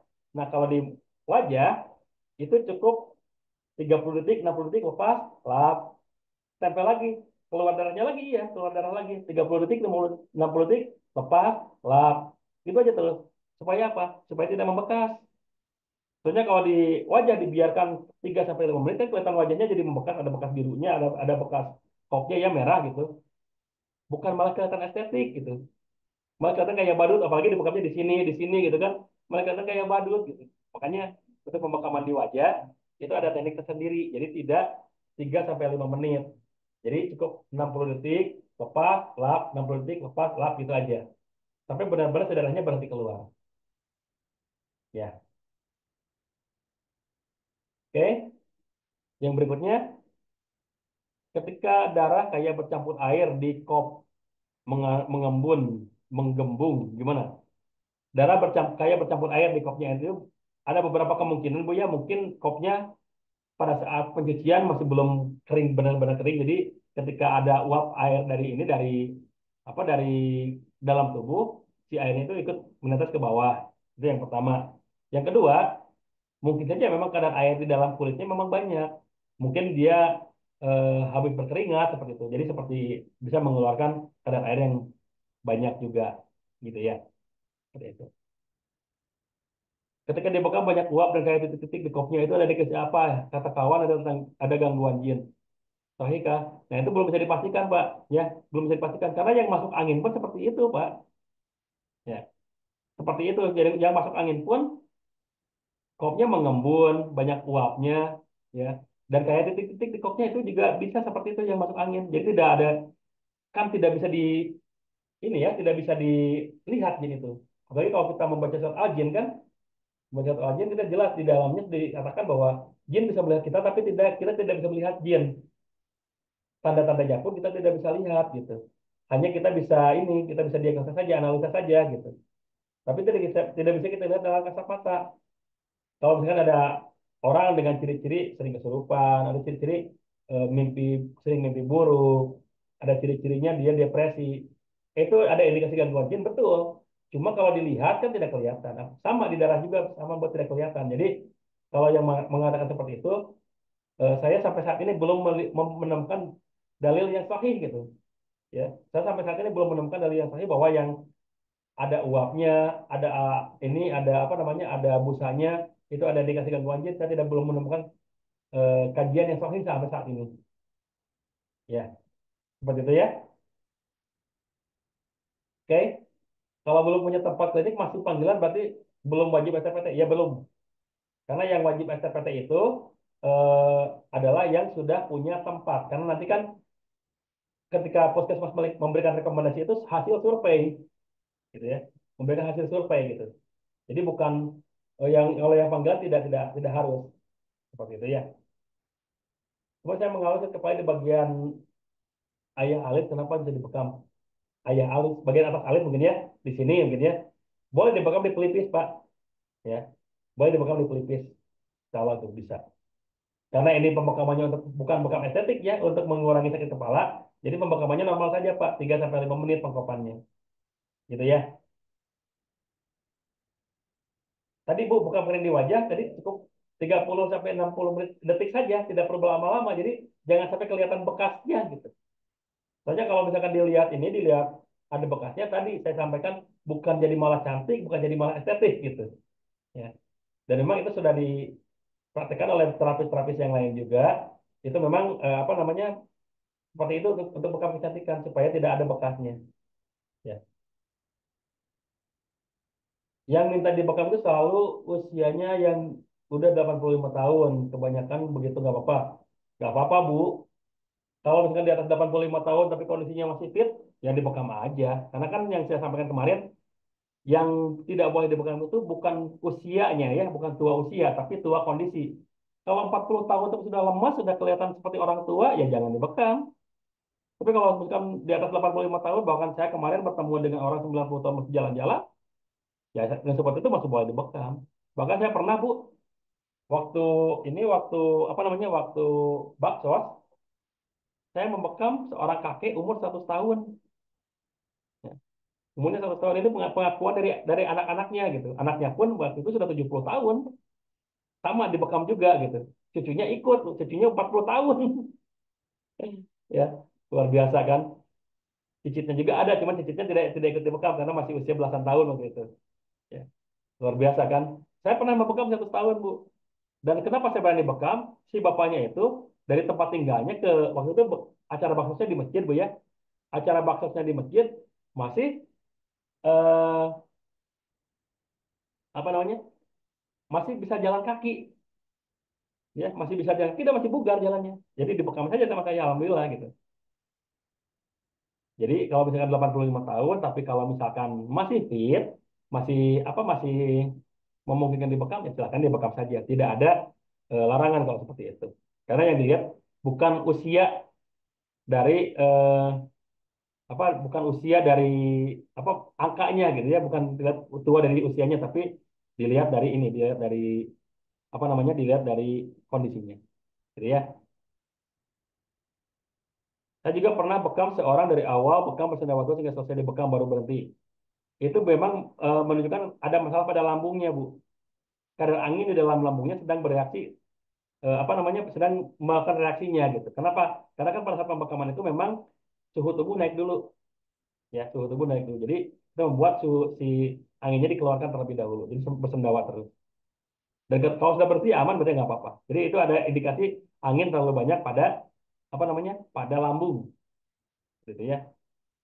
Kapan indikasi bekam ditambah sinar hangat sebetulnya boleh kapan saja Pak ya sebetulnya boleh kapan saja karena itu bagian dari relaksasi saja sebetulnya dan yang mutlak dilakukan itu ketika pasien dalam kondisi sindrom dingin ya ketika dipegang tubuhnya agak dingin tapi tetap mau dibekam dia otomatis perlu ditambah dengan sinar hangat gitu ya sinar infrared seperti itu jadi dilihat saja pada hari ini kondisinya saja ketika dipegang organ-organ tubuh tubuhnya terasa dingin ya bisa ditambah dengan sinar hangat untuk menghangatkan tubuhnya supaya melancarkan sirkulasi darahnya meningkatkan suhu tubuhnya juga gitu ya seperti itu Pak ya. Nah, jadi tadilah untuk itu kondisional seperti itu karena memang tidak semua klinik juga memiliki itu gitu. Sebetulnya kalau misalkan sindrom dingin juga dengan bekam seluncur itu sudah bisa menghangatkan tubuhnya juga gitu. Jadi kalaupun tidak ditambah sinar hangat pun tidak masalah sebetulnya. Karena di SOP-nya gitu ya, di SOP baik itu yang diterapkan oleh Dinas Kesehatan atau dari asosiasi, pemberian sinar infrared ke sinar hangat itu tidak mutlak harus gitu. Jadi kalaupun tidak tidak dilakukan itu, bisa dilakukan bekam selujur terlebih dahulu untuk pengangkatan tubuh ini. Seperti itu ya Pak ya. Kalau kalau bakso berarti kok cukup pakai alkohol saja ya? Tidak Pak. Saya waktu bakso subuh tadi seperti saya sampaikan, saya bawa klorinnya, saya bawa sabun disinfektannya, bahkan saya bawa alkohol sama sabut busanya. Jadi ketika dan ya karena bakso gitu ya, karena bakso otomatis saya bawa bawa alatnya beberapa set gitu. Jadi ketika ini sedang digunakan, yang ini sudah dicuci gitu. Ketika ini selesai digunakan langsung cuci, langsung direndam seperti itu. Makanya waktu bakso itu saya gunakan ada beberapa tim, ada memang tim yang sebagai terapis, ada tim sterilisator seperti itu Pak. Makanya untuk bakso saya tidak pernah sendirian, saya pasti bawa tim. Gitu. Ya, jadi tidak cukup dengan alkohol saja, walaupun bakso tetap yang namanya kesehatan apa keselamatan pasien yang kita utamakan. Tidak mentang-mentang bakso ya, tetap kita utamakan. Eh, kalau apa, apakah bekam bisa menyembuhkan HMP atau sakit kejepit? Nah, ini sudah saya sampaikan di awal. Untuk HNP atau sakit kejepit, bekam bukan solusi utamanya. Maka solusi utamanya apa? Dengan pemijatan tulang belakang, ya, dengan pemijatan tulang belakang. Bekam hanya membantu recovery-nya saja, Bu. Ya, jadi tidak menjadi solusi utama untuk masalah saraf kejepit untuk bekam, ya. Seperti itu. Jadi nanti modulnya ada di modul nanti lengkap ya. Kalau di modul insya Allah lengkap. Ada yang bekam titik bekamnya, manfaat titik bekamnya, bahkan untuk bekam untuk penyakit-penyakit tertentu ada di modul nanti. Jadi nanti ini bisa dibaca ya. Kalau penusukan ada otot yang menggelembung berwarna hijau atau biru itu sebaiknya maksudnya gimana Bu ya? Yang maksudnya ya apa namanya? Varises gitu maksudnya. Kalau yang varises memang jangan ditusuk gitu ya. Atau ini maksudnya apa nih? Otot yang menggelembung berwarna hijau atau biru. Yang saya baca sih, yang saya ini kemungkinan varises gitu ya. Yang saya baca kemungkinan varises ini. Ya. Kalau habis dibekam dibandingkan dikasih alkohol atau minyak zaitun, sebaiknya minyak zaitun Bu, karena kalau alkohol khawatirnya malah perih. Walaupun memang tidak tidak apa-apa gitu, walaupun tidak apa-apa. Tapi sebaiknya sih minyak zaitun saja. Pertama, sebagai bentuk keberkahan kita dalam melaksanakan Tibun Nabawi. Yang keduanya, khawatirnya apa namanya? Khawatirnya nanti ada rasa perih gitu. Seperti itu ya. Titik bekam untuk stroke tadi sudah disampaikan sebagiannya di umum muhid ya untuk memberikan apa supaya apa memperbaiki sistem saraf pusat, memperbaiki jaringan otak ya di umum muhid ditambah di titik al katifain karena kan yang stroke itu biasanya diawali oleh darah tinggi dulu ya hipertensi dulu. Nah hipertensi ini harus dinetralisir dengan pembekaman di katifain dan kahil seperti itu Bu ya. Cuma tekniknya jangan langsung diumum muhid kalau pemula. Kalau dia pembekam apa pasien pemula jangan langsung diumum muhid tapi bekam dulu di katifain dan di kahilnya dulu ya katifain dan kahilnya dulu. Setelah darahnya stabil minggu depannya di al akdainnya ya di minggu depannya di al-aqdainnya. Nah, setelah itu baru diumumnya. Jadi bertahap kalau untuk yang stroke. Yang stroke itu boleh seminggu sekali dibekam, Bu, tapi beda titiknya gitu. Yang stroke bahkan ada yang sampai 3 hari sekali, 5 hari sekali dibekamnya. Ada yang seperti itu untuk yang stroke ya. Cuma titiknya beda-beda gitu. Ya. Kemudian ini nanti ada kelanjutannya kah? Atau ada program seminar jenis terapi yang lain? Insya Allah nanti di bulan depan kita ada seminar tentang herbalnya gitu, Pak ya. Insya Allah nanti. Dan untuk kelanjutan seminar ini nanti Bapak akan tergabung dalam grup alumni. Di sana kita bisa diskusi ya. Nanti di sana kita bisa diskusi. Insya Allah. Ya, baik. Alhamdulillah, sudah jam 10 malam nggak kerasa ya. Alhamdulillah, antusias dari para peserta luar biasa. Sampai jam 10 malam pun tidak terasa. Kita sampai lupa waktu gitu. Alhamdulillah. Nah, itu saja mungkin Bapak Ibu ya. Bukan berarti saya tidak betah dengan Bapak Ibu, tapi bagaimanapun, apalagi sekarang malam Senin, kita besok harus melakukan aktivitas rutin lagi, yang harus antar anaknya ke sekolah, yang harus antar keluarganya yang lain, atau mungkin kita sendiri punya aktivitas juga yang harus dilakukan pagi hari. Jadi mungkin tidak sampai harus eh, tidak bisa berlama-lama lagi. Dan alhamdulillah sudah sesuai dengan jadwal kita 2 jam melaksanakan aktivitas ini. Mudah-mudahan dari 2 jam pertemuan ini kita terjalin silaturahimnya, kita terjalin ukhuwahnya, dan mudah-mudahan apa yang saya sampaikan bisa menambah wawasan bagi kita semuanya. Ya, seperti itu ya. Jadi Bapak Ibu, sekali lagi mohon maaf, bukan berarti saya tidak betah dengan Bapak Ibu, tapi apalah daya ya, karena waktu sudah tidak memungkinkan lagi kita bersama, mungkin untuk pertemuan ini saya cukupkan, dan insya Allah kita akan ada bertemu lagi di apa namanya di forum-forum yang lainnya, di grup-grup yang lainnya, gitu, insya Allah. Dan jangan lupa kalau misalkan ingin bertanya, bisa via grup atau bisa Japri juga. Tapi kalau misalkan Japri saya lambat jawabnya, mohon maaf, bukan berarti saya sengaja gitu ya, karena mungkin ada kegiatan lain yang sedang saya laksanakan gitu. Jadi boleh bertanya di luar di luar jam-jam yang ditentukan juga gitu ya, seperti itu. Oke ya. Jadi itu saja mungkin Bapak Ibu yang yang berbahagia yang saya hormati. Mudah-mudahan kita senantiasa mendapatkan keberkahan dari Allah. Mudah-mudahan kita senantiasa diberikan kemudahan kelancaran dari apa yang kita harapkan. Dan sekali lagi, mohon maaf jika selama penyampaian banyak salahnya karena bagaimanapun saya masih dalam tahap belajar. Mohon maaf jangan di jangan dijadikan terlalu terlalu dikultuskan karena saya pun masih banyak kekurangannya. Ya, tapi terima kasih atas perhatiannya. Mudah-mudahan kita bertemu lagi di kesempatan. Akhirul kalam, marilah kita sama-sama eh, menutup halaqah ini, menutup majelis ini dengan sama-sama membacakan doa kafaratul majelis. Bismillahirrahmanirrahim. Subhanakallahumma wa bihamdika asyhadu alla ilaha illa anta astaghfiruka wa atubu ilaik. Akhirul kalam, wabillahi taufiq wa hidayah. Assalamualaikum warahmatullahi wabarakatuh. Waalaikumsalam warahmatullahi wabarakatuh. Assalamualaikum warahmatullahi wabarakatuh. Amin. Ya baik. Waalaikumsalam warahmatullahi wabarakatuh. Izin di Jazakallahu ya Bapak Ibu. khairan. Izin Ya.